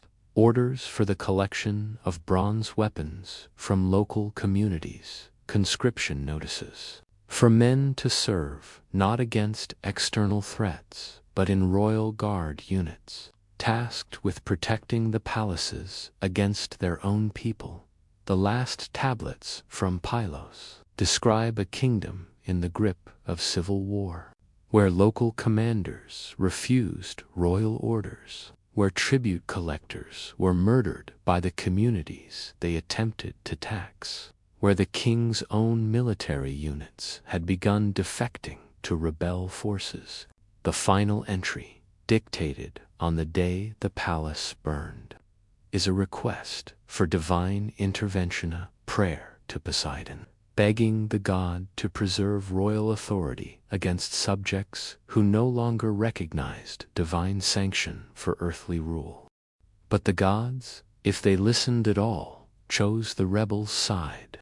Within a generation of the Trojan War's end, if that legendary conflict ever occurred, every major Mycenaean palace had been destroyed, their ruling families eliminated, their administrative systems dismantled so completely that literacy itself disappeared from Greece for 4 centuries. This was not conquest but revolution, the systematic elimination of an entire social class by subjects who had finally decided that royal gold was purchased with too much common blood. The shaft graves where Mycenaean kings were buried with their golden treasures provide the clearest evidence of how the royal families met their ends. Forensic analysis of skeletal remains shows patterns of trauma consistent with assassination rather than death in battle. Knife wounds between ribs, skull fractures suggesting blows from behind, damage to defensive wounds that indicate victims were struck down while trying to surrender rather than fighting to the death. More telling is the evidence of post-mortem mutilation of royal burials showed damage inflicted after death, golden death masks torn from faces, jewelry ripped from bodies with such violence that finger bones were broken, ceremonial weapons bent and twisted as though their symbolic power had been deliberately broken along with their physical form. The graves were not robbed by treasure hunters, but desecrated by people who understood that Mycenaean royal power was as much spiritual as material, that destroying the symbols of divine kingship was as important as killing the kings themselves. The famous Mask of Agamemnon, discovered by Heinrich Schliemann in 1876, shows evidence of this ritualistic destruction. Modern analysis reveals that the mask was deliberately damaged before burial, its golden surface scored with marks that spell out curses in linear B script. The defacement was not random vandalism, but systematic spiritual warfare, an attempt to ensure that even in death, the king it commemorated would find no rest, no divine favor, no escape from the consequences of the blood that had purchased his earthly power. Local Greek traditions, preserved in isolated mountain villages, retain memories of the Mycenaean collapse that academic history has forgotten. These oral traditions describe the final kings not as heroes betrayed by fate, but as tyrants whose crimes had grown so monstrous that the earth itself rejected their rule. According to these accounts, the royal families of the Bronze Age had learned to use their accumulated wealth to purchase not just luxuries, but supernatural powers, magic that allowed them to extend their lives unnaturally, to command the loyalty of subjects through spiritual compulsion rather than legitimate authority, to transform their gold into chains that bound entire populations to their service. The revolution that destroyed the Mycenaean palaces was, according to these traditions, both political and religious, an uprising that aimed not just to redistribute wealth, but to break the spiritual bonds that had allowed royal families to maintain their rule through supernatural means. The systematic destruction of royal symbols, the careful desecration of grave goods, the complete elimination of royal bloodlines were necessary steps in a liberation process that required not just killing tyrants, but destroying their capacity to return from death to reclaim their stolen powers. Archaeological evidence provides some support for these mystical interpretations of Mycenaean royal power. The palaces contain chambers that appear to have been designed for ritual purposes rather than administrative or residential use, underground rooms with elaborate drainage systems that suggest liquid sacrifices, altars stained with substances that chemical analysis cannot identify, wall paintings that depict ceremonies involving human sacrifice on scales that would have required the murder of hundreds of subjects at a time.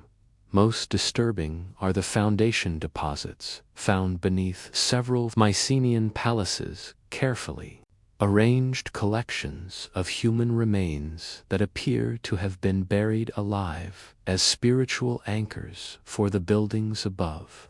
These sacrificial victims show evidence of having been selected according to specific criteria, healthy individuals whose deaths would have caused maximum spiritual impact, their life force channeled into the architectural foundations of royal power through rituals that academic archaeology prefers not to examine too closely, for the Mycenaean kings may have crossed lines that even Bronze Age societies found intolerable.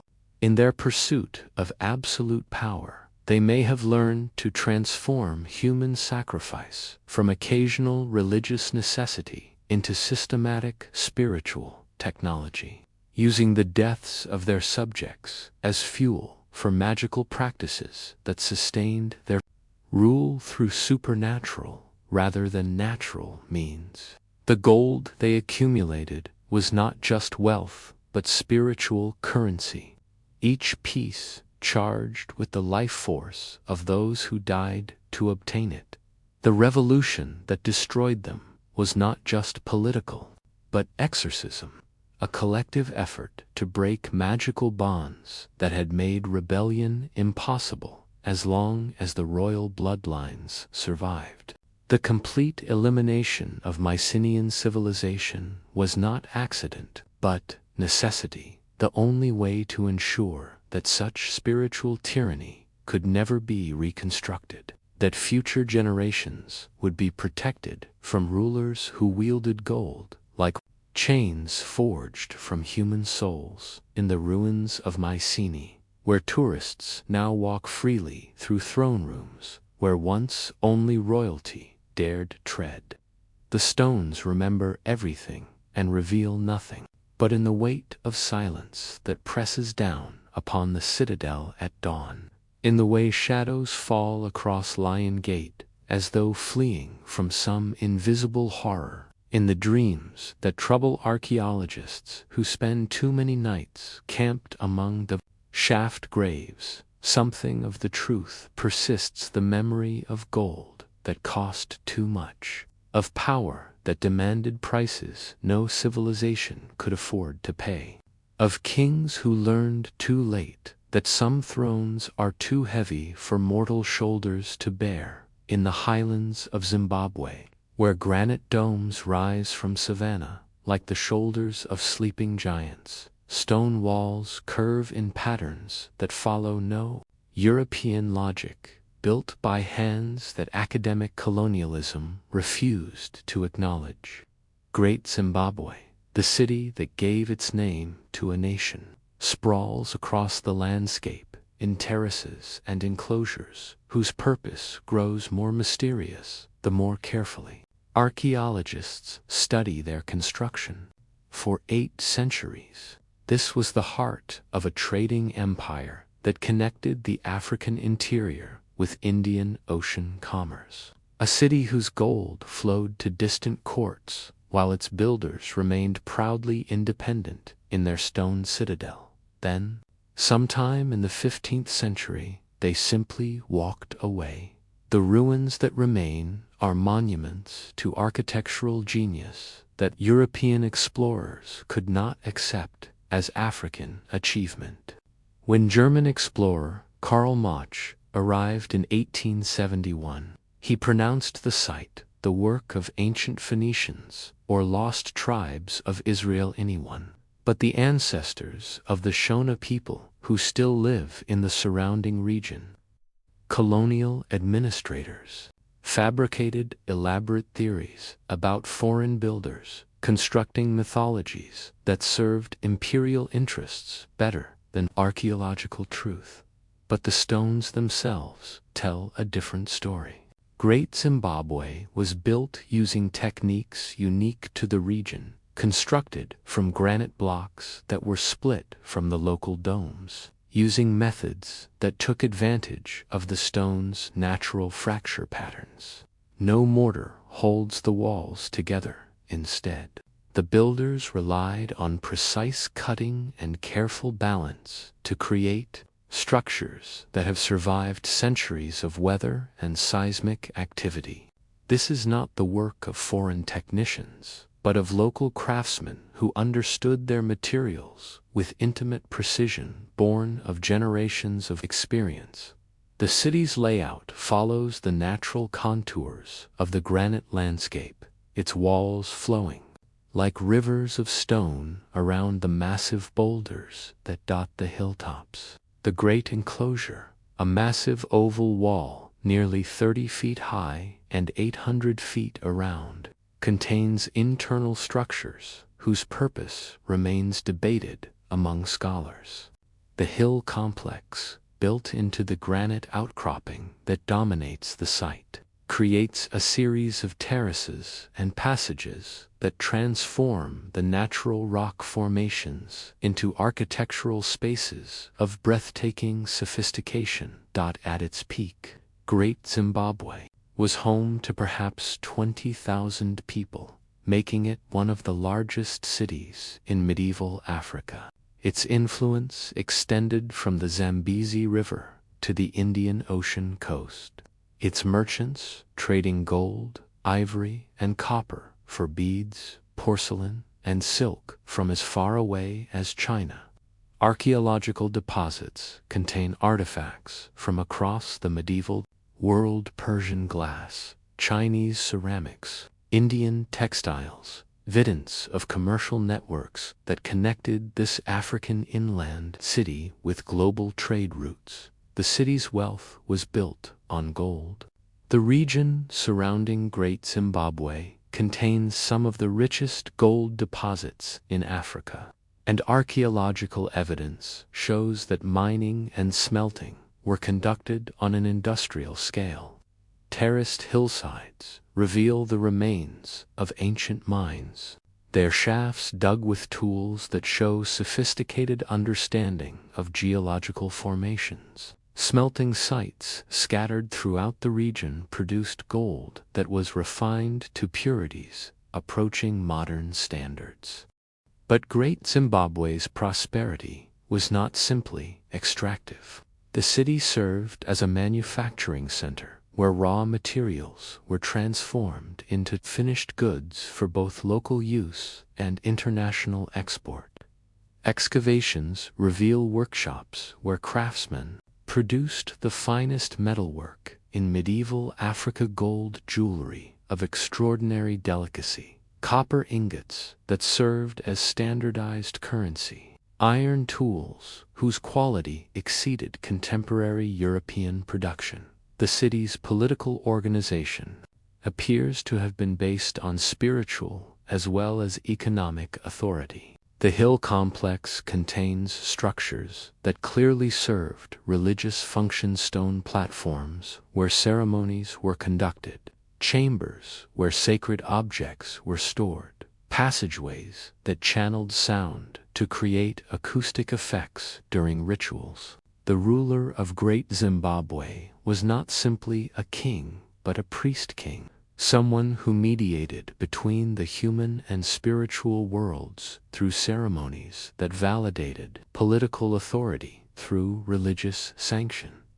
This spiritual dimension of power may explain why Great Zimbabwe's abandonment was so complete and so mysterious. The city was not destroyed by conquest or natural disaster, but simply left empty, its buildings intact but no longer occupied. Carbon dating places this abandonment in the mid-15th century, but archaeological evidence suggests it was not sudden but gradual, conducted over several decades as the population slowly relocated to other sites in the region. The most puzzling aspect of the abandonment is its selectivity. Ordinary residential structures were left intact, complete with household goods and personal possessions, as though their owners expected to return. But anything that might have identified the city's spiritual practices was systematically removed. Sacred objects, ceremonial vessels, religious sculptures, all were taken or destroyed, leaving behind empty spaces that echo with questions about beliefs too sensitive to preserve or too dangerous to abandon carelessly. Environmental evidence suggests that Great Zimbabwe's decline coincided with climatic changes that may have disrupted the agricultural systems that supported such a large urban population. Paleoclimatic data indicates that the region experienced increasing aridity during the 14th and 15th centuries, with rainfall patterns becoming less predictable and growing seasons shorter than the agricultural surplus needed to sustain. Non-farming specialists required, but ecological stress alone cannot explain the completeness of the abandonment or the care with which it was conducted. Other African cities faced similar environmental challenges and responded with adaptive strategies rather than total evacuation. Great Zimbabwe's abandonment appears to have been a conscious decision, a collective choice to relocate rather than adapt to changing circumstances. Local oral traditions preserved among the Shona people offer explanations that academic historians treat with skepticism but cannot entirely dismiss. These traditions describe Great Zimbabwe's final rulers as men who had lost the spiritual authority that legitimized their political power. According to these accounts, the city's prosperity had been sustained not just by gold mining and trade, but by religious practices that maintained harmony between human activities and spiritual forces that governed the landscape. The traditions speak of a crisis that began when the rulers' spiritual obligations became corrupted by their material success. The ceremonies that had once ensured the land's fertility and the people's prosperity were gradually modified to serve the ruler's personal ambitions rather than collective welfare. Sacred sites were exploited for their gold content rather than protected as spiritual sanctuaries. Religious authority was used to justify increasingly exploitative labor practices in the mines and workshops that sustained the city's wealth. According to these oral histories, the spiritual forces that had blessed Great Zimbabwe's founders eventually withdrew their support from rulers who had violated the sacred contracts that bound human communities to the landscape they inhabited.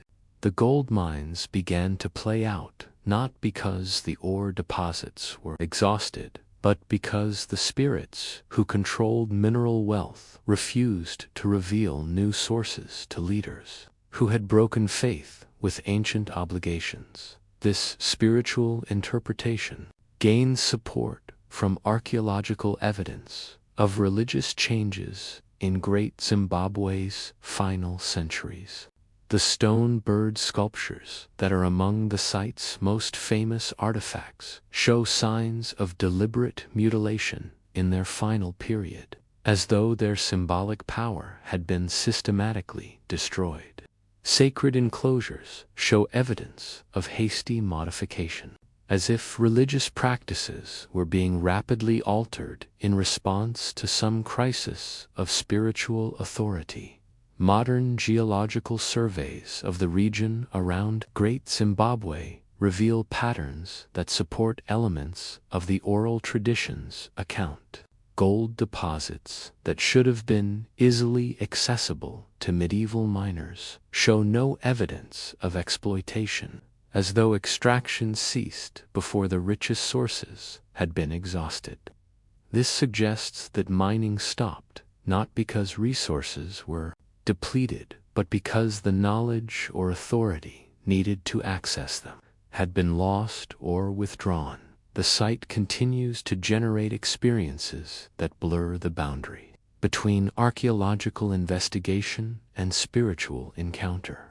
Research teams working at Great Zimbabwe report consistent patterns of equipment failure and personal experiences that seem designed to interfere with conventional scientific investigation.